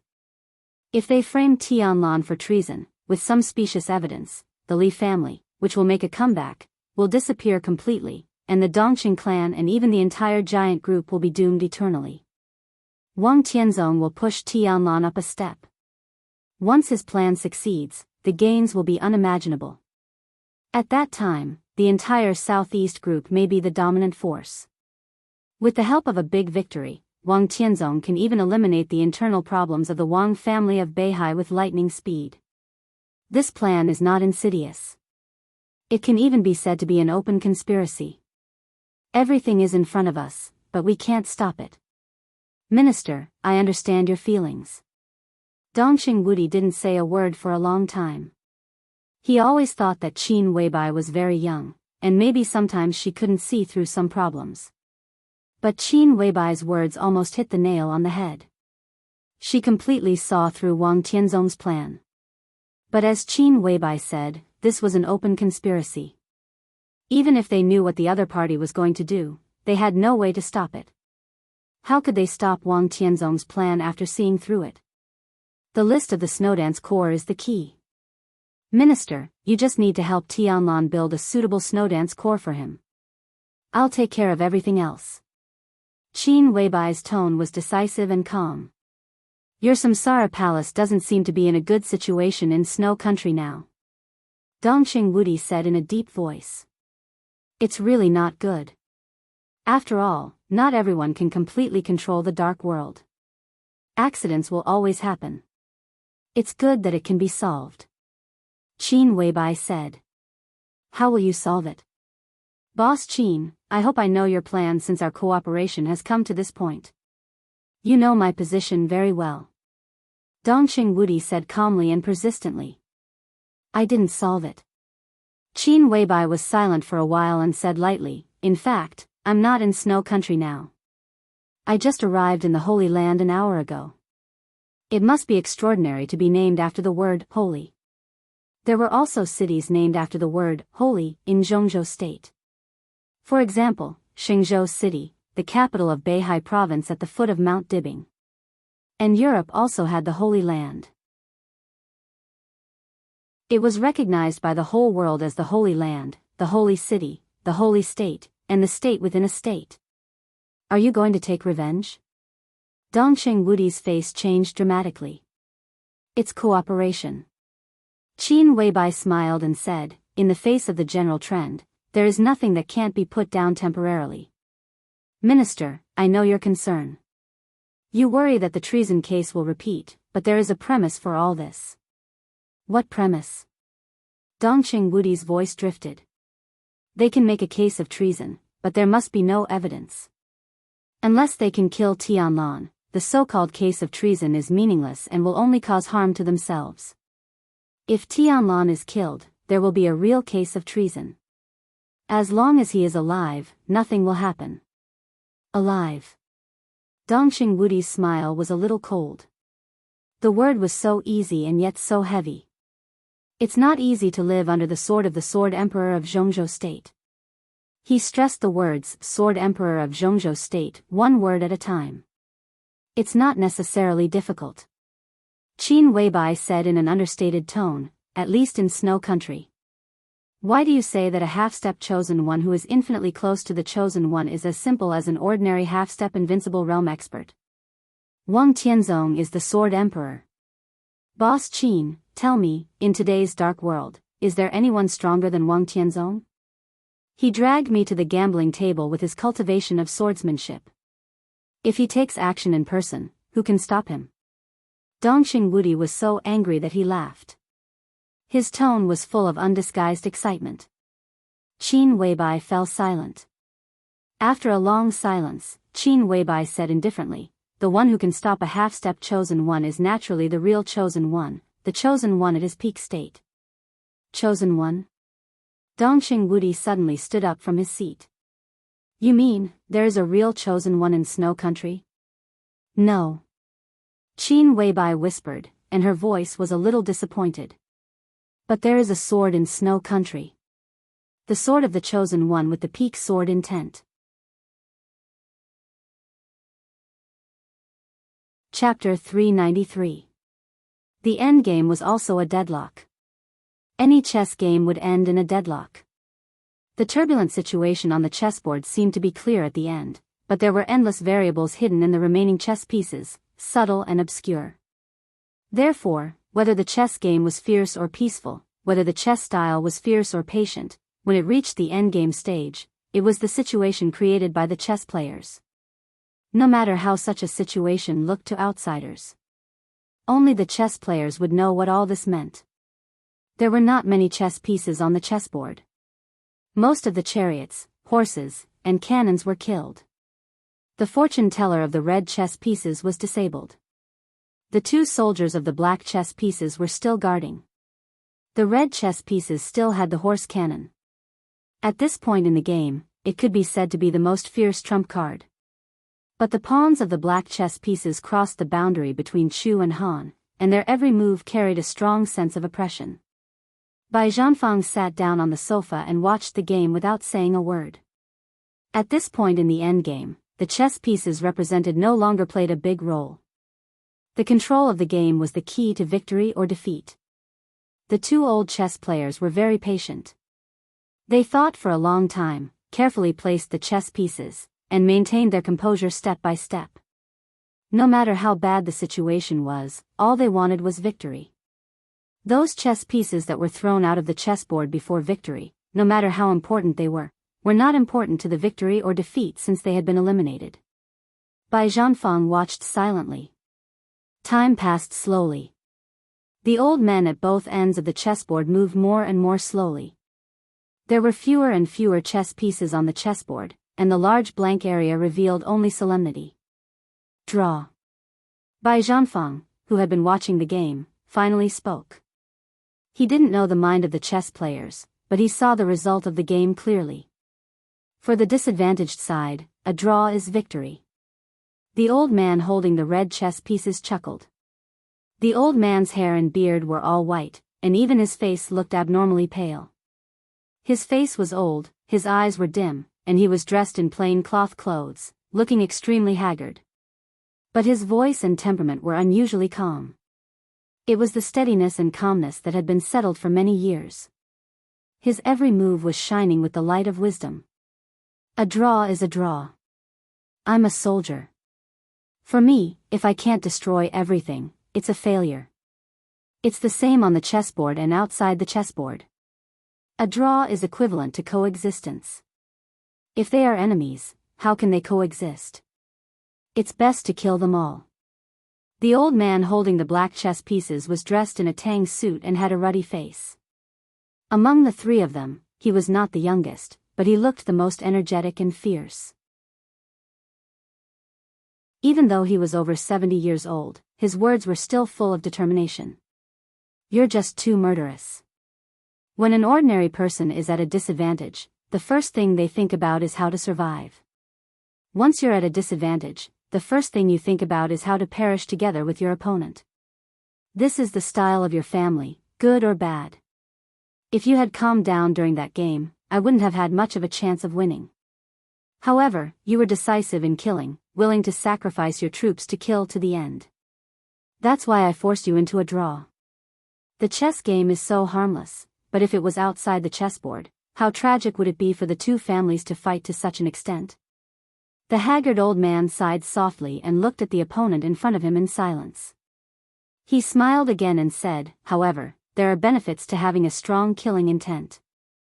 If it weren't for this temperament, you wouldn't have been able to cultivate the god of massacre of Jianghu state today. However, in many matters, it was best to be more tactful. It's too unyielding. It's easy to be forced into a draw with a pawn, or even turn defeat into victory. I can't help it. Your pawn is extraordinary. The old man in the tang suit laughed and said in a knowing tone. My pawn has now crossed the river and will become your pawn. I hope he can be more radical under your influence, but it's best if he can be tactful at the critical moment. The old man said this quietly, and his face became more and more haggard. The old man in the tang suit held the chess piece and said nothing. Li Honghe. Dongqing Hongguang. A former war god of Jianghu state. A former minister of the army headquarters of Jianghu state. Without anyone noticing, the two had secretly appeared in Yuzhou and the Bai family manor before the high-level meeting began. Another game? Dongqing Hongguang raised his head and glanced at Li Honghe with burning eyes. Li Honghe said a lot. Dongqing Hongguang also listened to a lot of it. However, for him, it was still a little aggrieved to play a draw when he had the upper hand. Well, another game is the same. It's been more than 20 years. How many times have you won? Bai Zhanfang said angrily, not giving face to his in-law at all. He added water to the teapot and changed the tea leaves. The fragrance of tea began to drift in the living room again. I've only gone down a few times. Dongqing Hongguang looked dissatisfied. One game a year. Tianlan is 22 years old this year. How many games have you played? Which one have you won? Bai Zhanfang was not polite at all. I haven't lost either. Dongqing Hongguang seemed to be a little angry. Li Honghe smiled and waved his hand. Hongguang and I have our own strengths. I'm not as good as him in some aspects, and he is not as good as me in some aspects. That's why I chose to neutralize each other. He was telling the truth. His heart was sincere. From the year when the Li family collapsed to the present, for 22 years, Li Honghe would come here every year to play a game of chess with Dongqing Hongguang. 22 years. 22 games were draws. They were all draws. Li Honghe looked down at the chessboard, his eyes a little absent-minded. He used to be the god of war of Jianghu state. But even in his most glorious period, he had never been too aggressive. He had been mediocre all his life. In the face of anything, his first reaction was not to seek victory, but to seek peace. Such a god of war of Jianghu state had naturally been brilliant, but there were not many records that could be remembered. He was seeking peace, so there were few big victories. But Jianghu state had never been defeated in the years when he was the state-protecting god of war. At that time, Li Honghe was very stable. Jianghu state was also very stable, terrifyingly stable. So until now, Li Honghe couldn't understand why he had cultivated such an aggressive son after being mediocre all his life. Stable, mediocre, and seeking peace. That was the secret of Li Honghe's success. No one would doubt the secret of his success, at least until he failed. So even if he discovered the undercurrent between the Li family and the Wang family of Beihai, Li Honghe was still confident in his control. He still tried to play a game of chess between the Wang family of Beihai and the Li family. But no one gave him this opportunity. Li Guangtu didn't give it, nor did Summer Solstice. When he was still making arrangements, the whole situation had collapsed in an instant. The flood was overwhelming, and the situation was beyond redemption. The mediocre and the draw he sought seemed so hesitant in hindsight. It was at that time that he finally began to reflect on whether there was something wrong with his way of dealing with it. Looking at the whole world, he was definitely the person who was the best at playing chess. When he was at a disadvantage, he could force a draw, which Dongqing Hongguang couldn't do. When he had an advantage, Dongqing Hongguang could sweep everything away and play to his heart's content. Li Honghe asked himself that he couldn't do that. With an advantage, if he played chess, he was afraid that it would still be a draw, or even a loss. The collapse of the Li family was the result of his seeking peace when he had an advantage. It was also because he realized his own shortcomings that the Li family had today's subtle relationship with the Dongqing clan, the Bai family, and even the Zhou family later. Li Honghe silently put away the chessboard. He looked at Bai Zhanfang, who was making tea but seemed a little preoccupied, and said with a smile, "Was the meeting very lively?" "More than lively." Bai Zhanfang shook his head and didn't say much. Both Dongqing Hongguang and Li Honghe could get the details of the high-level meeting as soon as possible. Dongqing Hongguang didn't need to say much. As for Li Honghe, although the Li family collapsed because of Li Guangtu, no one dared to deny Li Honghe's own achievements. Just like the last Yuzhou conference, Li Huaqing personally supported Li Honghe when he attended. Sometimes, in terms of status, Li Honghe was still a retired top giant. Therefore, for more than 20 years, the staff would sort out the contents of every high-level meeting for him to read, but Li Honghe had never expressed any opinions. Tianzong is a little anxious. Li Honghe said quietly, "If he can be more patient, maybe there will be other results." He was silent for a while, and then he laughed at himself. Let him be. The Snowdance Corps is good. It's very suitable for the current Tianlan. The simple Snowdance Corps is really good. Bai Zhanfang looked at Li Honghe. But what about Wang Tianzong and Gu Xingyan? Let them be. Li Honghe's tone was still calm. I'll stay in Yuzhou for a few more days and visit some old friends. Bai Zhanfang and Li Honghe looked at each other. Li Honghe's old friends were basically big shots as long as they were still alive. And they were the retired big shots of the Southeast group. "Brother, are you going to play a game with the juniors of the Wang family of Beihai in person?" Dongqing Hongguang hesitated and asked. "It's not my turn." Li Honghe chuckled. "I'll make some preparations." But in this Eastern European chaos, the little girl surnamed Xin in Snow Country is the protagonist. Foolproof? Bai Zhanfang's eyes narrowed and he asked. "How can I be absolutely sure?" Li Honghe shook his head.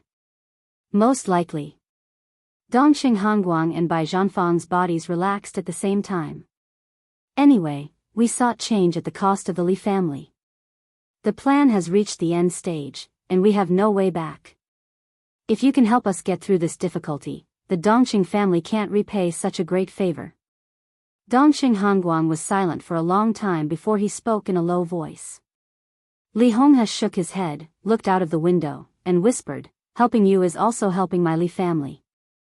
The Holy Land of Europe was extremely small. But to some extent, the Holy Land was one of the most terrifying countries in the world. Because there was faith here. And faith had no borders. Faith. This was a word that represented too many special meanings. It was sacred, a destination, a worship, and inviolable. At the same time, it also meant absolute madness. This was a country built in Ciccio City, the capital of Italy. It was a country within a country and a holy land in the eyes of nearly 2 billion believers in the world. It was the first time for Qin Weibai to come to the Holy Land. She was not invited, nor was she an uninvited guest. It was more like a natural cooperation between the two sides under certain conditions. There was a holy palace in the Holy Land. Living in the Holy Palace was the master of the Holy Land and the spokesperson of God in the hearts of more than 1 billion believers. The bright sun shone in front of the Holy Palace. The ancient Holy Palace seemed to be gilded in the sun, mysterious and majestic, with a sense of solemnity precipitated by history and time. Qin Weibai stood quietly in front of the Holy Palace. The sun fell on her and fell in the Holy Palace. She and the holy palace both shone. In this state, Qin Weibai was like a statue of a goddess standing in front of the holy palace. It was beautiful, flawless, and inviolable. But it was a little empty. Lin Fengting stood beside Qin Weibai and looked at the solemn palace in front of him. His eyes were a little playful. "It's my first time here," Qin Weibai said softly. Her eyes were a little dazed, as if she was holding back, but there was a kind of clear sorrow that could go deep into the bone. "I have no wine." Lin Fengting joked, "Do you have a story?" "No." Qin Weibai shook her head with a smile and said in a quiet tone, "I just remember that a long time ago, there was a man who promised his woman that he would let the owner of this holy palace personally preside over their wedding in the church opposite." Lin Fengting's eyes were quiet and gentle. "That can be regarded as the highest standard of grand wedding in any era. I thought so when I was young, but I didn't do it." "He didn't do it, did he?" Lin Fengting smiled softly. "He did," Qin Weibai said. Qin Weibai said, her eyes a little cold, "But that woman gave up herself." Lin Fengting froze for a moment. Qin Weibai didn't say much. She took a deep breath and raised her hand to tidy the hair in front of her forehead. Her movements were slow, but her whole temperament was constantly changing as she raised her hand. The emptiness gradually disappeared. The sadness disappeared. The trance faded. The wind blew in the sunshine in front of the holy palace. The wind blew her long hair and made it fly. It seemed to be in the blink of an eye. Qin Weibai's temperament became extremely cold and sacred. That was a kind of lofty arrogance. Or arrogance. Arrogance was a sin. In front of this holy palace, which should be the most humble, Qin Weibai only had arrogance. She walked slowly into the holy palace. The clear sound of high-heeled shoes tapped on the ground of the holy palace. It was very arrogant and enchanting. A holy palace guard with a mask came over. He seemed to know why Qin Weibai and others came. He saluted and then led the way in front of them silently. In the study of the holy palace, which precipitated infinite knowledge and wisdom, an old man in a moon-white robe stood quietly in front of the door. He looked at Qin Weibai and Lin Fengting, who were led by the guard, with a subtle and gentle smile. The old man's appearance was not handsome, but his face was extremely warm. He was not tall, dressed in a white robe, had silver hair, and was neat and clean. A black cross hung in front of his chest. Contrasting with his white robe, it was a striking sight to behold. He held a heavy book in his hand and stood in front of the door, but it seemed to be standing on the horizon. It was an indescribable sense of distance. He was also an indescribable old man. Qin Weibai walked up to the old man and looked up into his eyes. Real arrogance was never exaggerated, but a kind of silence and indifference in the face of the sacred, the supreme, and the glory. The old man was still smiling. His eyes were as deep as the sea, wise and deep. Elegant, kind, gentle, and wise. Like a god. "Please come in." The old man waved his hand to signal the guard to leave and looked at Qin Weibai with a smile. Qin Weibai walked forward in silence and walked into the study, which was equal to glory and wisdom. The study was simple and plain, like the holy palace, only ancient and dignified. "You amaze me. I'm amazed by your beauty, your intelligence, and your decisiveness. But you also make me angry because of your arrogance." The old man still held the book and stood in front of Qin Weibai, speaking softly. His voice was gentle and quiet, but it was extremely powerful. It was not force, but a kind of indescribable heaviness and oppression, as if his words could determine everyone's fate. "I don't like it here," Qin Weibai said. Her Latin was smooth and cold. She sat down in front of the old man with an indifferent expression. The old man in the white robe was not angry, but asked softly, "You have no faith?" "Yes." Qin Weibai nodded. "I only believe in my man." The old man looked at Qin Weibai quietly and was silent for a long time. Qin Weibai looked at the old man, and her eyes were extremely aggressive. She sat. He stood. So Qin Weibai had to look up to him. But at this moment, she was like a queen who ruled the world, awe-inspiring and noble. Still arrogant. The old man said calmly. Qin Weibai did not speak, but quietly reached out her hand. She came here to see what she wanted to see. If the old man gave it to her, this cooperation would be a pleasant one. The old man did not hesitate. He just handed the heavy book in his hand to Qin Weibai and whispered, "The Lord is merciful. You should thank the Lord." Qin Weibai did not speak and took the book from the old man's hand. The book was extremely thick, and the cover was strange black. This was a famous book in the dark world. For hundreds of years, the content had been changing, but the cover had never changed. This was the famous heretic list in the Holy Palace. It recorded everyone who was most likely to cause great chaos in each era. To put it bluntly, it was every master. Qin Weibai opened the book and calmly said, "I'm here because of the chaos in Eastern Europe." The Lord gave you the list because of the chaos in Eastern Europe. The old man smiled and remained calm, but his eyes were shining with wisdom. Qin Weibai raised her head and glanced at him. She turned over the names on the first page of the list. His list was on the second page. There was a letter in the first place on the second page, and there were Chinese characters. Zhongzhou Sword Emperor, Wang Tianzong. Under this name, there was all the information about Wang Tianzong that could be collected by the outside world. Qin Weibai looked down at the information. The old man looked down at Qin Weibai. Qin Weibai reached out her hand. Her fingers were slender and delicate. She was as beautiful as jade and seemed to shine with jade light. Her fingers gently lifted, but she did not turn the page. Instead, she calmly but quickly tore the whole page off. The page fluttered in the air and fell into the old man's hand. "Guilty," Qin Weibai said. Her cold voice sounded in the study, but it seemed to shake the whole dark world. The old man caught the page and smiled calmly. "You should be judged." Qin Weibai continued to turn the page. One of the pages had been torn out. There was also a name on the page, but there was little information. Li Shi, the young madam of the Li family, the wife of the governor of Kunlun City. "Guilty," Qin Weibai said. The old man caught the page again and said with a smile, "You should be judged." The page continued to turn. Irene Qingtong Wang Rothschild, Grand Duke. The page was torn off. "Guilty. You should be judged." The patriarch of the Jiang family of South America, Jiang Qiansong. "Guilty. You should be judged." The page continued to turn.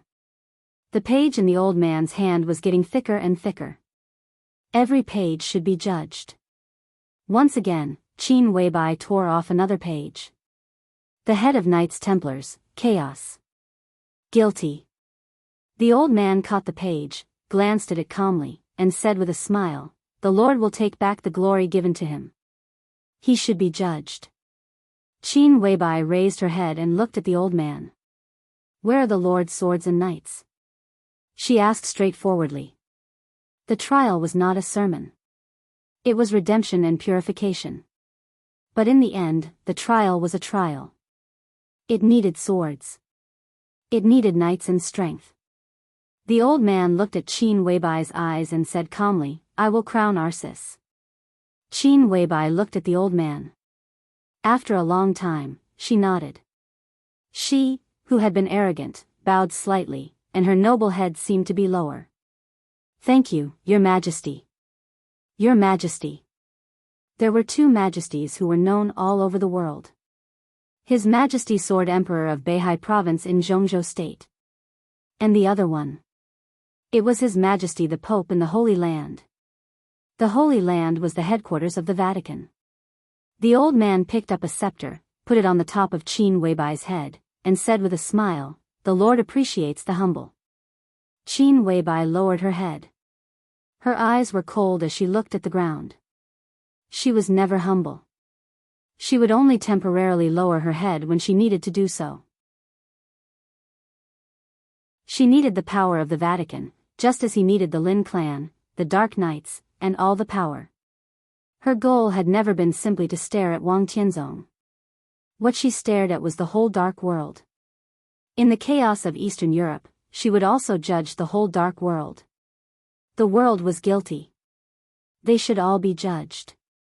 The Pope put away the scepter. Qin Weibai stood up and left the study in silence. The old man stared down at the page in his hand, his eyes deep. A tall guard walked into the study. I can't accept her arrogance. The guard's eyes were angry. Blasphemy. She put herself in a higher position than you, which is blasphemy. I refuse to cooperate with the heresy. I promised her that I would crown you.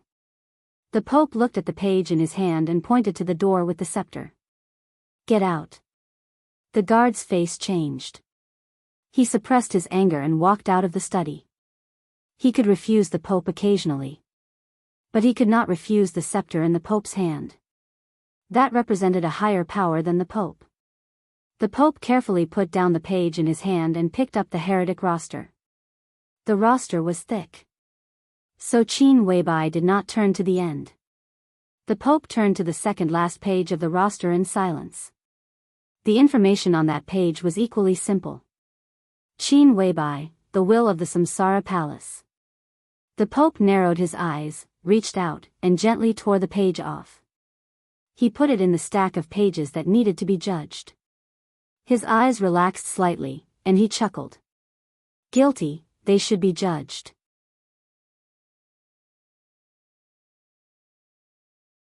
Chapter 394. It rained in Yuzhou. It also rained in Xingzhou. The falling rain continued to spread over Xingzhou city, sprinkling all over the city and covering Mount Dibing. The emperor weapon cleaned up the dust in the mountain. The holy mountain in the rain was extremely green and bright. Wang Yuetong stood in front of the window and looked out.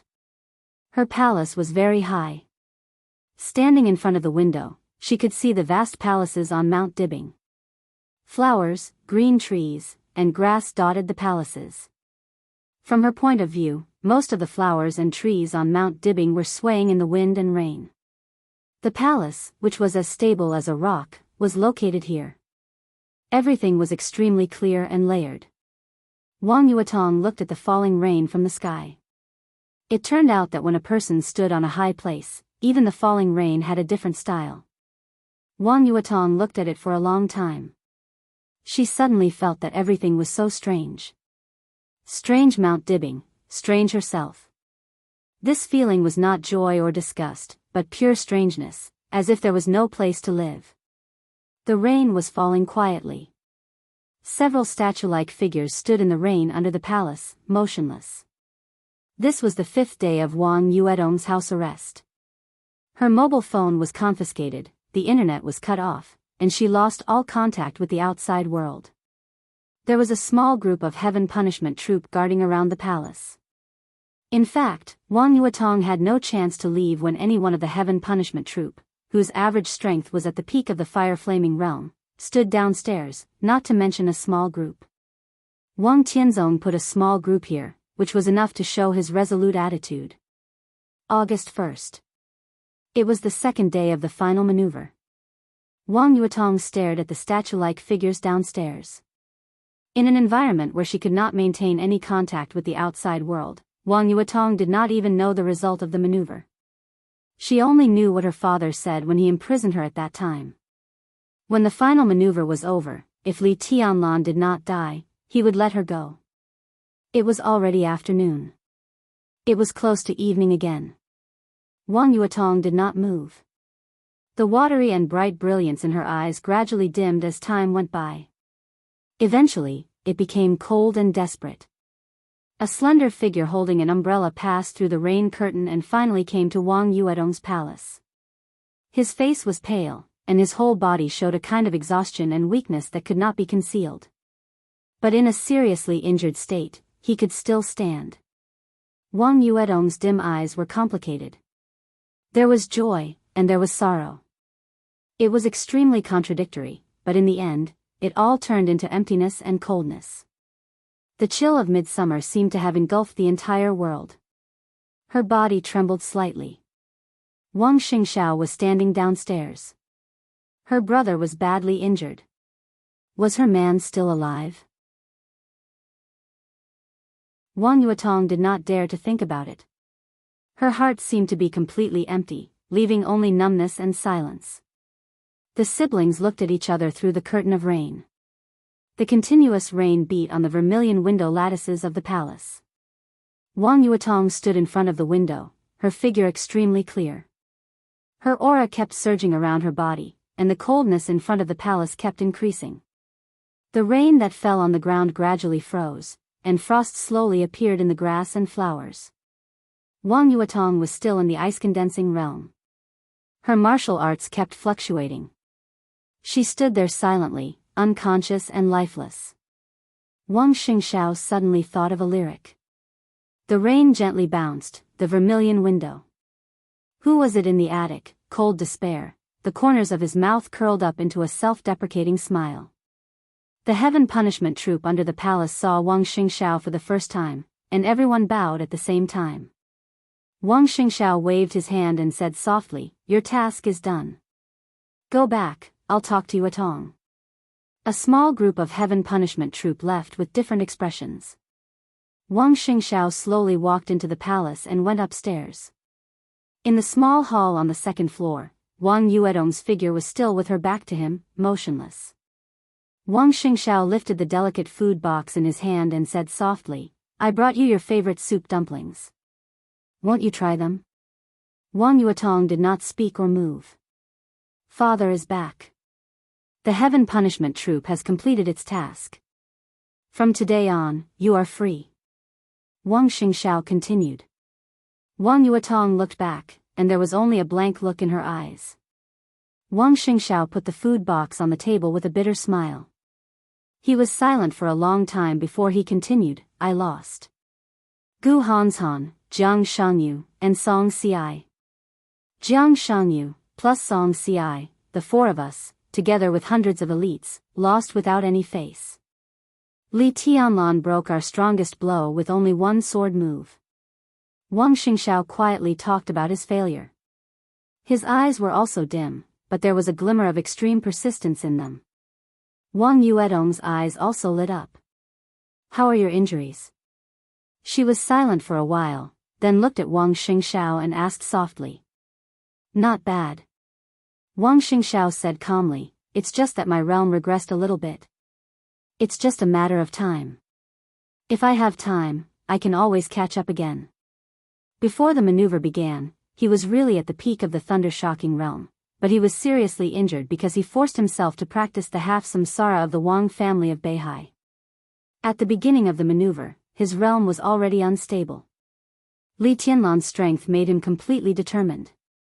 The strike of lowering his realm was not from the peak of the thunder-shocking realm to the stabilization phase of the thunder-shocking realm, but directly to the peak of the fire-flaming realm. He paid such a huge price, but he still lost to Li Tianlan. This maneuver was really tragic for Wang Xingxiao. "Where is Tianlan?" Wang Yuetong's voice was low. Wang Xingxiao looked over. Wang Yuetong turned her head. She also knew that it was not appropriate to ask Wang Xingxiao this question. But she, who had lost all contact with the outside world, really wanted to know how Li Tianlan was. "Li Tianlan is fine. At most, he is slightly injured," Wang Xingxiao said calmly. After the maneuver, he rose to the top. At the high-level meeting that just ended, the high-level decided to restart the Snowdance Corps of Jianghu State. Li Tianlan is the second marshal of the special warfare system after Gu Qianquan. Brother Jiang took over the part-time job of Minister Dongsheng and became the commander of the Border Control Corps. The light in Wang Yuetong's eyes gradually lit up. "He is still alive," Wang Yuetong said. She didn't care about Li Tianlan's current status. The commander of the Snowdance Corps and the marshal of special warfare were just a very vague concept in her mind. It might not be low, but she didn't think it was high either. Since she was a child, the elders who appeared around her were all in high positions. It was just a position, so it was really hard to shock Wang Yuetong. What she cared about was that Li Tianlan won the maneuver and that her father didn't attack him. He was still alive. Alive. Wang Xingxiao nodded. So, can I leave now? Wang Yuetong asked. Yes. Wang Xingxiao sighed softly.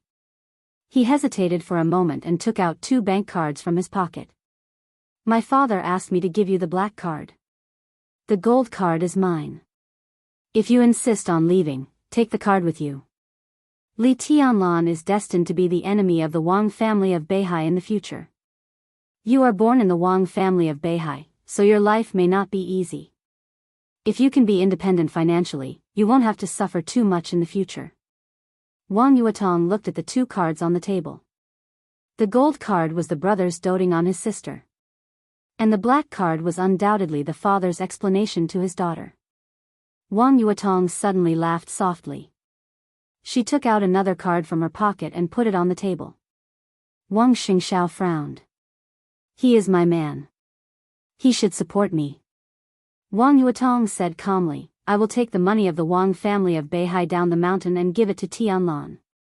If he doesn't feel comfortable accepting it, you won't feel comfortable either. In this case, it's better not to take it. The Wang family of Beihai and the East Emperor Palace should have a clear boundary in the future. It's better not to have so many entanglements. A clear boundary? Wang Xingxiao suddenly raised his eyebrows. Yuetong, you can't wait to draw a clear boundary with your family? This is not drawing a clear boundary. Wang Yuetong said softly, this is just my choice. Brother, our family is too big.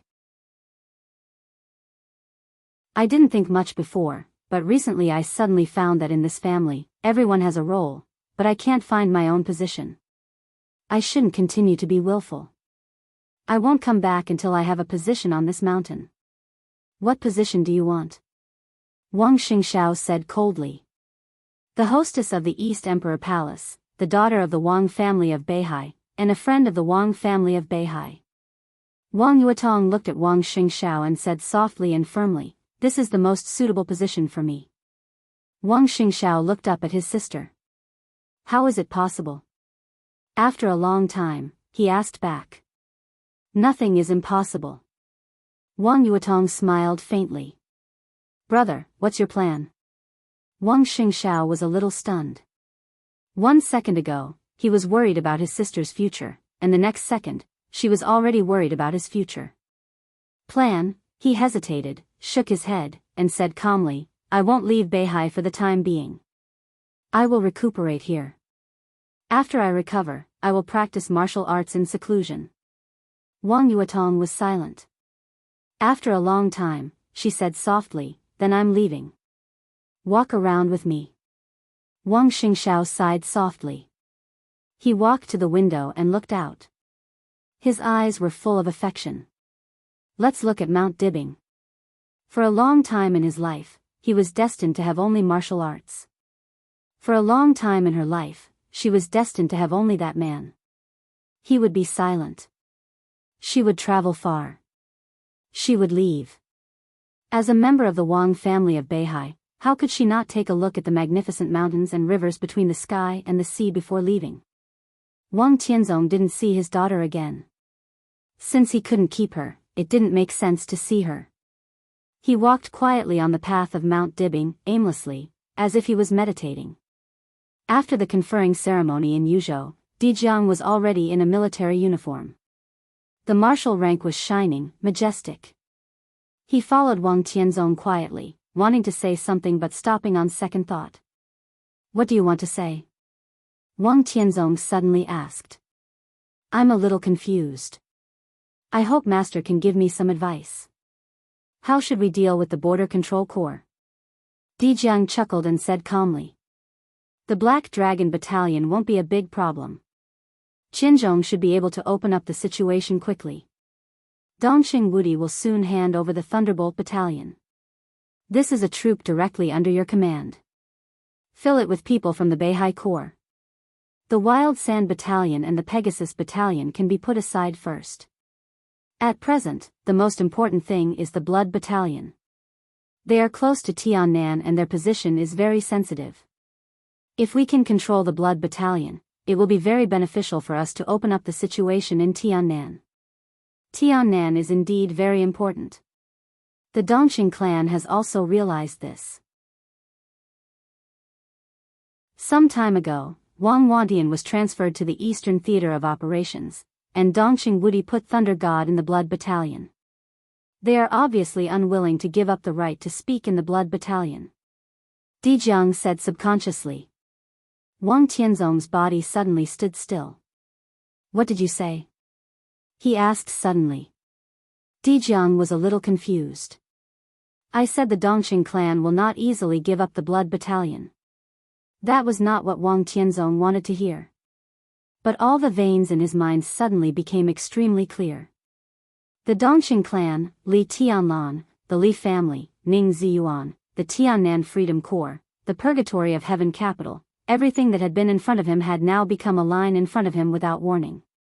Wang Tianzong narrowed his eyes tightly, and a flash of sharpness suddenly flashed in his eyes. He finally knew what he had ignored. After figuring out the situation in Tiannan, everything was clear. But the result of the joint operation of all the major forces had shrouded everything there in a layer of fog. The most important thing was that Wang Tianzong had underestimated how much the Dongqing clan cared about Li Tianlan. When the Dongqing clan was willing to stand in front of Li Tianlan to shelter him from the wind and rain, he should have realized what Tiannan meant to Li Tianlan. During this time, his eyes were all focused on the Border Control Corps, the chaos in Eastern Europe, and the Li family. Intentionally or unintentionally, he ignored the situation in Tiannan formed by the operation of multiple forces. The Blood Battalion. The Freedom Corps. The Purgatory of Heaven capital. Even the Southwest Special Warfare Headquarters dominated by Mount Shu. Now it seemed to have no connection. But if Li Tianlan was added to all this, it vaguely formed a whole. The Blood Battalion was operated by the giant group. The Southwest Special Warfare Headquarters was the work of the Prince Group. And the Freedom Corps, Ning Ziyuan's transfer was an internal transfer of the Wang family of Beihai. Such an obvious situation was in front of them, but Wang Tianzong had never paid attention to it. How ridiculous was that? Li Tianlan now won the first place in the maneuver. If the East Emperor Palace entered Tiannan as a free force, the chain reaction would be earth-shaking. Tiannan seemed to have no connection, but it was an extremely delicate situation. Li Tianlan was one step away. What the Dongqing clan did not want to give up was not the Blood Battalion. They obviously did not want to give up Tiannan. Wang Tianzong was silent for a long time. Let Qin Xingwan enter the Snowdance Corps as the vice-marshal. Wang Tianzong suddenly said. Qin Xingwan? Jianghu frowned. Qin Xingwan was one of the few female experts in the Wang family of Beihai and one of the vice-marshals of the Beihai Corps. But the most important thing was that Qin Xingwan had always been Wang Qinglei's direct subordinate in the faction of the Wang family of Beihai. Why her? Jianghu asked. Wang Tianzong remembered the situation when Wang Qinglei recommended Ning Ziyuan to be the commander of the Tiannan Freedom Corps. It was indeed the best choice to send Ning Ziyuan to Tiannan and kick him out of the core of the Southeast Group. Even now, it seemed that there was no problem. But the problem was obvious. Wang Tianzong was not sure whether Wang Qinglei had other purposes at the beginning. Send an assistant to Qin Xingwan. Wang Tianzong said, you appoint the assistant. Jianghu nodded, but he was still a little confused. Why her? Why can't it be her? Wang Tianzong asked in a calm tone. Jianghu hesitated and seemed to be thinking about something. Wang Tianzong reached out his hand. A glittering and translucent light gradually appeared on his palm. The light flowed and extended in his cuff silently. The soft light accurately covered his palm and finally turned into a glove. It was a glove with crystal clear and almost transparent color. Wang Tianzong took off the glove and handed it to Jianghu. Just in case, you go to the Blood Battalion to inspect during this time. Li Tianlan could not go to Tiannan now. Everything in Tiannan had not been completely finalized. If there was a chance, it might be possible to break the current situation. Jiang took the glove and was in a daze. He knew very well what this glove was. It was borrowed by Wang Tianzong from the Shadow Throne in Europe. He arrived at Mount Dibbing in the middle of the night last night. And Wang Tianzong's original intention was not to give it to him, but to borrow it for Tyrant. Tyrant, Jiang hesitated. I can't find Tyrant now. Wang Tianzong said, before that, you take it with you to suppress Tiannan. Jiang held the glove and suddenly felt that the thin glove was as heavy as a mountain. Who could think that this small and exquisite glove was one of the 12 murderous weapons in the dark world, second only to the human emperor? The murderous weapon Tiannan. Among the 12 murderous weapons, everyone had a different ranking in their mind. But the top 3 of the 12 murderous weapons were recognized as the most powerful and deterrent. The human emperor ranked first. The third was Blue Sky Underworld. Between the two was the glove in Jiang's hand. It belonged to the Shadow Throne, the murderous weapon with the fastest speed and the strongest single penetration among the 12 murderous weapons. Indefinite shocking rainbow.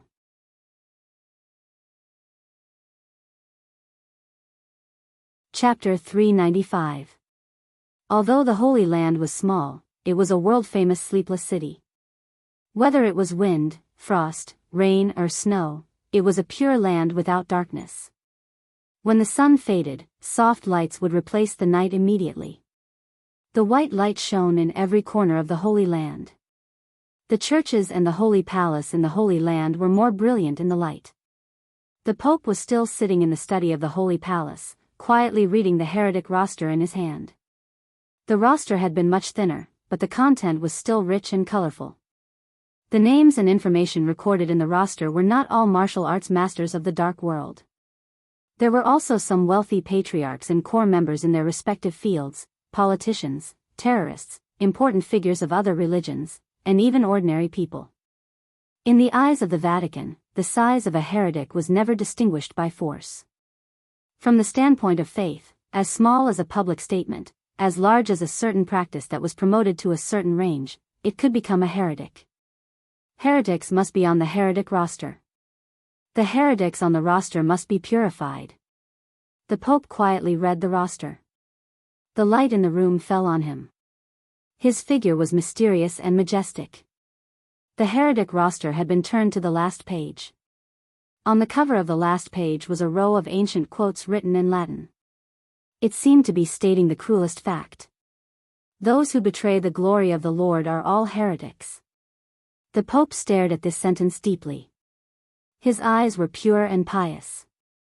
Someone passed through the road of the Holy Palace and approached the study in the deepest part of the Holy Palace. His footsteps were silent.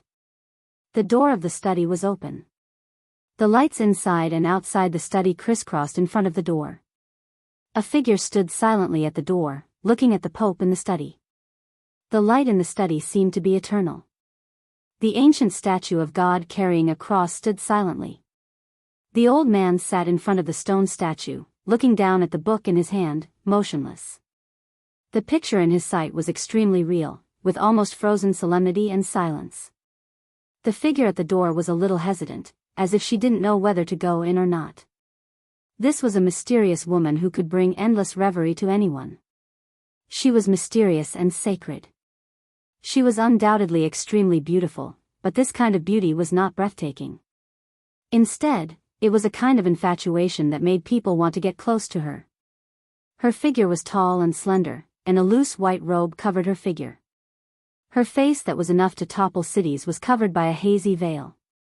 In the crisscrossing light and shadow, only a pair of deep blue eyes and long golden hair could be seen from her entire body. However, she had a kind of intoxicating charm. This kind of charm was so mysterious and holy. This was pure beauty. One didn't need to see her face. Just a pair of eyes was enough to cause people to sink in and be unable to extricate themselves. She stood in front of the door, like the bright moon in the sky covered by the lights, bright and gentle. The Pope remained seated, his head lowered as he stared at the roster in his hands. He didn't move at all, but the sound of pages turning suddenly rang out in the study. There was only the Pope in the empty study room. But at this moment, it was as if there were countless people flipping the pages of a book. Some were fast, some were slow, some were light, and some were heavy. The sound of paper flipping was soft and messy, making people dizzy. "You found me," the woman covered in a white robe and veil from head to toe said softly. Her voice was elegant and melodious, with a very intimate and friendly quality. "You didn't find me." The light in the study room seemed to shake quietly. The study room was still the study room. The Pope was still sitting there. But another Pope suddenly appeared in front of the bookshelf in the study room. He lowered his head and gently flipped through a thick Bible in his hand. "Angel, your heart is in a mess. Can you tell me why?" The Pope lowered his head and flipped through the Bible, speaking softly. "Angel. In the Holy Land of Europe, there was only one angel. She had no surname. In the hearts of more than 1 billion believers of the Vatican, she was bathed in the glory of God and was the child of God. The current Holy Virgin of the Vatican. Saint Angel. In the Vatican, her status could be said to be second only to the Pope, and even higher than the major cardinals." "No." Holy Virgin Angel shook her head, and her tone was a little sad. "I just thought of the chaos in Eastern Europe, so many innocent people. I am praying for the people of Eastern Europe." The light was slightly distorted. The Pope in the chair was still staring down. The Pope in front of the bookshelf was still flipping through the book. In front of the statue, another Pope suddenly appeared. He knelt in front of the statue and made the sign of the cross. His tone was distant and deep. "Where heretics and heathens gather, there will always be darkness and blood. God said that I allow darkness to exist. But darkness can never be above light." The Pope stood up. He looked at Holy Virgin Angel and said meaningfully, "Who will cherish light without experiencing darkness?" The Holy Virgin was silent. After a long time, she walked into the study room and whispered, "I will remember your teachings." In the study room, the 3 popes in different postures still maintained their movements, staring, reading, and contemplating. They were lifelike, and it was difficult to distinguish the real from the fake. "What is heresy?" The Pope pondered for a long time before suddenly asking softly. Angel was stunned and replied almost instinctively, "Those who betray the glory of the Lord are all heresy." Some people shout the name of the Lord, but choose a different direction from the Lord. They will go to hell, and their end will inevitably be according to their actions. The Pope's voice was still gentle and kind, but his figure was extremely cold in front of the statue. "They should all be judged." Angel bowed slightly and said calmly, "They should all be judged. Go to Eastern Europe." The Pope said, "Angel, bring your holy punishment priest. Cooperate with the saint warriors of Arcis to purify the darkness there and sprinkle the glory of the Lord in all corners of Eastern Europe. Heresy needs to be judged, and those who are false believers who have distorted the glory of the Lord should also be judged. This is my duty." Angel said softly. The internal structure of the Vatican was simple and clear. The group of bishops, which often appeared in front of the world, was headed by red-robed archbishops. Chief bishops, diocesan bishops, archbishops, bishops, and priests were all members of the group of bishops. They were responsible for the daily operation of the Vatican, stabilizing the faith of believers, listening to the prayers of believers, and dispelling doubts. Next was the Holy Disarmament Corps, the armed forces of the Vatican. It was headed by Saint War Angel, Arcis, who ranked third on the world's divine list. Its main responsibility was to maintain the dignity and glory of the Vatican and to judge heresy. Its main responsibility was to fight. This was an elite force selected from more than 1 billion believers in the world. They were also fanatics in the Vatican. Most of them would not be stationed in the Holy Land, but scattered all over the world. Where there was a cross, there was the Holy Disarmament Corps. Then there was the most mysterious Holy Punishment Priest Group and the Arbitration Council. The Holy Punishment Priest Group was directly led by the Holy Maiden. It was responsible for spreading the glory of the Vatican, guiding faith, punishment, and redemption. The Arbitration Council was an intelligence and assassination agency. In the decisive Battle of Heaven capital more than 3 years ago, after the killing angel Aldak of the Vatican died in the hands of Li Tianlan, the arbitration council had been managed by the Holy Maiden. The Pope controlled everything in the Vatican. To put it simply, the Holy Disarmament Corps was responsible for fighting, and the Holy Punishment Priest Group was responsible for brainwashing. It was the duty of Holy Maiden Angel to spread the glory of the Lord in any corner of Eastern Europe, and it was the most important duty. "Don't let me down, Angel," the Pope said softly. "The Eastern European parishes are very important. I'm tired of the debate that has lasted for years. Those heathens don't understand the glory of the Lord at all. They have desecrated the cross. They should go to hell with the heathens of Eastern Europe." "Yes, Your Majesty." Angel's voice was soft and pleasant, but she thought of Eastern Europe in her mind. The religion of Eastern Europe was not complicated. Even in the eyes of many people who were not religious, the religion of Eastern Europe was just a branch of the Vatican. Many people who had no faith called the Vatican and the Holy Land the Catholic Church, and the religion of Eastern Europe the Eastern Church. The ruler of the Catholic Church was the Pope, the only spokesman of God in the world, and the largest religion in the world today. The ruler of the Eastern Church was the Patriarch. From the perspective of religious belief, the most important or even the only difference between Eastern Europe and Western Europe was that Eastern Europeans believed in the Eastern Church, while Western Europeans believed in the Catholic Church. This statement might not be absolute, but most of it was extremely correct. Eastern Europe was now in turmoil. More than a dozen countries were in chaos, each with its own ulterior motives. The major forces in the dark world were ready to take action. Under the gathering of the wind and clouds, the Eastern Church was bound to be in it. In that chaos, if the Eastern Church was destroyed, the Catholic Church would sweep Eastern Europe in the fastest time. Once the Eastern European diocese was established, the power of the Vatican would expand again, and they could even try to re-establish the great East Asia diocese they had planned to establish in East Island more than 3 years ago. The establishment of each diocese represented the expansion of the glory of the Lord, as well as infinite interests and power. Eastern Europe was chaotic. But the Vatican liked the current Eastern Europe very much. So they would be more chaotic next. There were countless unstable factors: competition for interests, entanglement of grievances, conflict of beliefs, political differences. There would be wars there, the most complicated wars. Angel didn't know how long the Pope had been watching Eastern Europe, but she was sure that the Samsara Palace was not the only superpower that chose to cooperate with the Vatican this time. Therefore, the chaos in Eastern Europe might have an unexpected result in the end. Angel's heart was a little confused, but she was smiling like a flower. She walked up to the Pope, who was sitting in the chair and staring down, and took the heretic roster from his hand. She stared down at the roster that had been turned to the end, and looked at the summary. Those who betrayed the glory of God were all heretics. But the last page of the register was not blank. There was also a name there, in both Chinese and English. In the Pope's mind, it was also a heretic, but there was little information. Angel saw a strange name that was a little hard to pronounce. Dongqing Rushi. Angel blinked and glanced at the lifelike Pope sitting in the chair. The 3 popes were doing different things. She didn't know which one was real and which one was fake. She also didn't know what the Pope had just stared at. It was the summary at the end of the page, or Dongqing Rushi. Angel thought quietly. She was good at thinking, so she looked very focused. The light in the study flickered. Angel's shadow was printed on the wall, very slender.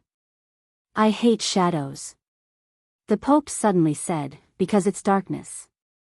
Darkness is sin." His voice was calm and sure. The look in Angel's eyes changed quietly.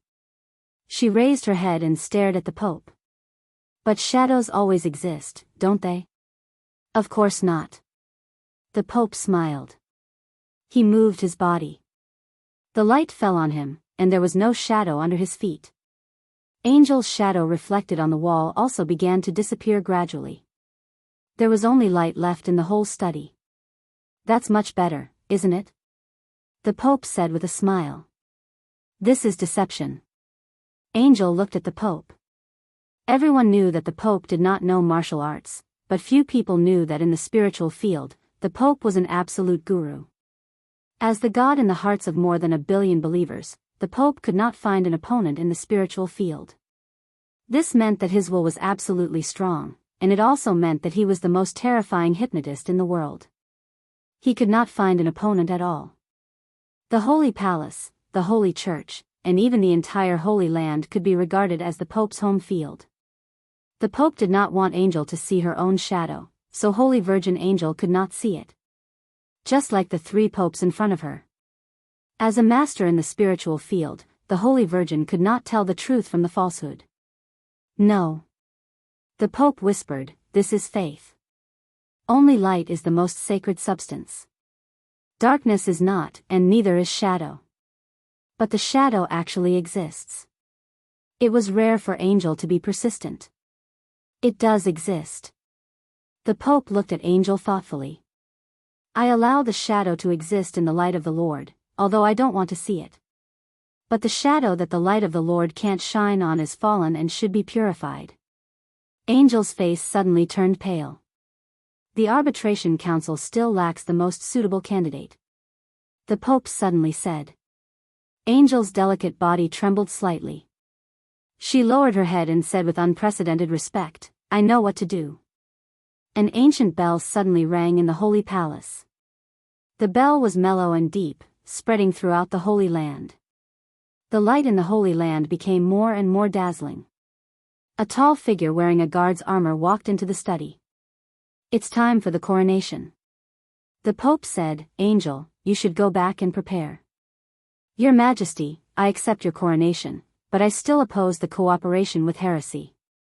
The guard walked in, took off his helmet, and revealed a face that was famous in the dark world. The 3rd place on the world divine list, the Saint War Angel of the Vatican, Saint Arcis. "I allow the darkness to come close. Because we are the servants of the Lord. When the heresy is redeemed, the darkness will completely dissipate. Arcis, you have to understand that all sins are polluted and distorted glory." In the study, the 3 lifelike figures of the Pope began to disappear. The Pope, holding a scepter, walked down from the study on the 2nd floor. He was dressed in a white robe, but the scepter in his hand was scarlet like blood. Arcis looked at the scarlet scepter in the Pope's hand, and there was a flash of obsession in his eyes. That was the obsession with absolute power. "Be humble in front of the statue of God," the Pope said. Arcis knelt down respectfully. When he saw the scarlet scepter in the Pope's hand, he understood the content of the coronation. Coronation, God's punishment spear. There was a rumor in the dark world. There was always the bravest and most fearless warriors around the Pope, even if there were only ordinary people around him. Such a rumor was not wrong. And the secret was the coronation. In the field of willpower and spirit, the Pope was a well-deserved absolute grandmaster. The so-called coronation was the craziest fighting will that the Pope imposed on the warriors. It was a very sober but similar to hypnosis, which could maximize a person's potential. Arcis used to be the 2nd on the divine list, and now he was the 3rd. And the God's punishment spear was the fiercest fighting will in all coronations. Arcis, who was crowned with the God's punishment spear, was the real Arcis, worthy of the title of the former 2nd on the divine list. Angel watched all this quietly. But the study in her sight gradually became blurred. Angel raised her head in a daze. Only then did she realize that she was standing at the door of the study unconsciously. The sound of pages turning was still in her ears. In the study in her sight, the Pope sat in a chair, staring at the roster in his hand. A gentle and calm voice sounded. It was like a repeat of the previous one. "Angel, your heart is in a mess. Can you tell me why?" The light was still on. The Pope did not look up. There was no Arcis in front of the statue. Everything was so serene and calm. An indescribable coldness and fear emerged from Angel's heart, instantly occupying all her consciousness. She didn't know if she had just walked into the study. She also didn't know if what she had just seen was true. She also didn't know if what she saw now was true. She didn't know if Arsis was in the study now. But she couldn't see it. The Pope would always only let others see what he wanted others to see. Angel's heart was filled with extreme fear. She shook her head in a panic, bowed, and quickly left the study. The Pope's figure was still sitting in the chair, staring at the roster in his hand. Under the light, a smile appeared at the corner of his mouth. There was no shadow in front of him. Angel walked out of the holy palace quickly. Her heart was beating wildly.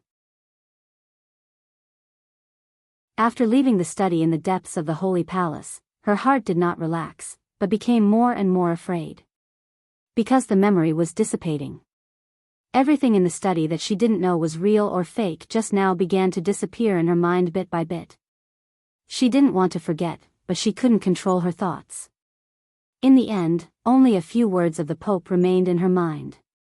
She remembered that the Pope asked her to lead the gods' punishment priests to Eastern Europe to assist Arsis.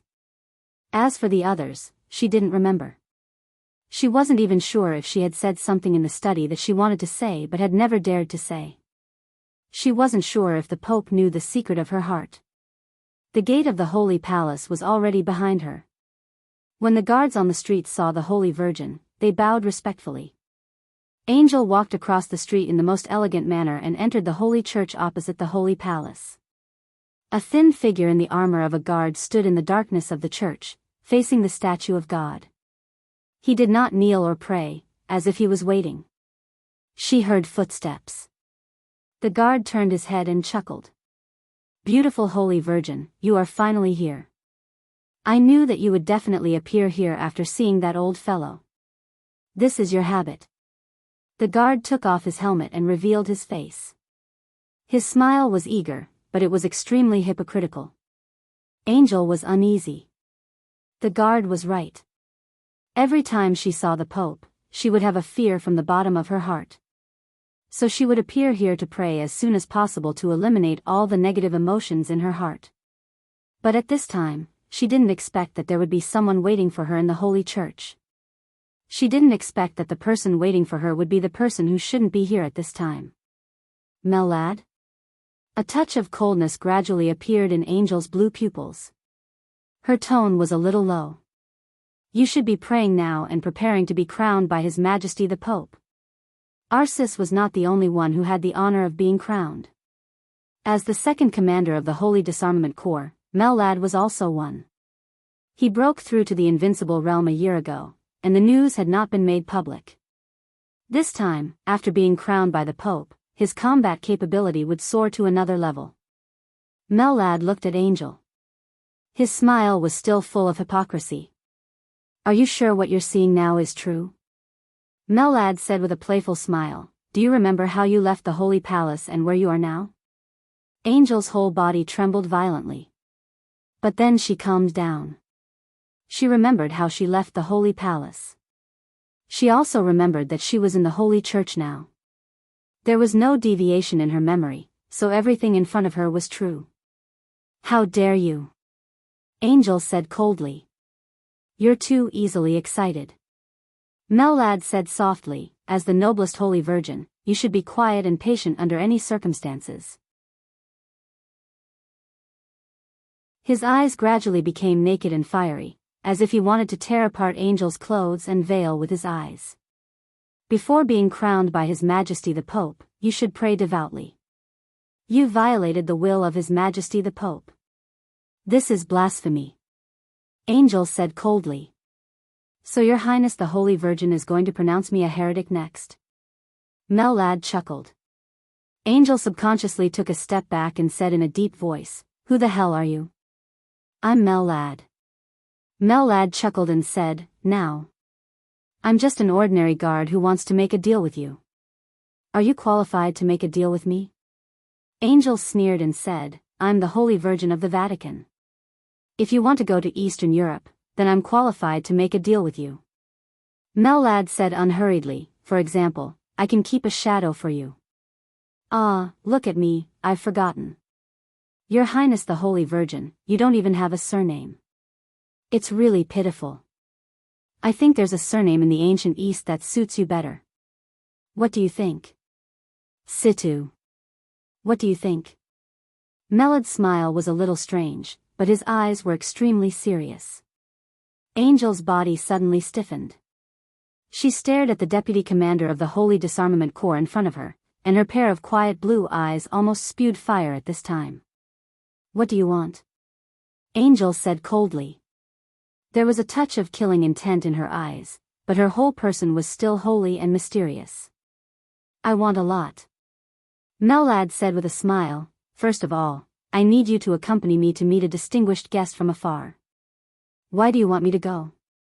Angel forced herself to calm down. Because your identity is noble enough. Melad said seriously, if you're not there, I may die, but I don't want to die. There's another chapter coming soon. Well, when you see this, it should have been updated. You're tuning into the Carefree Valley YouTube channel. Don't forget to subscribe and join us on this journey to catch the most captivating stories.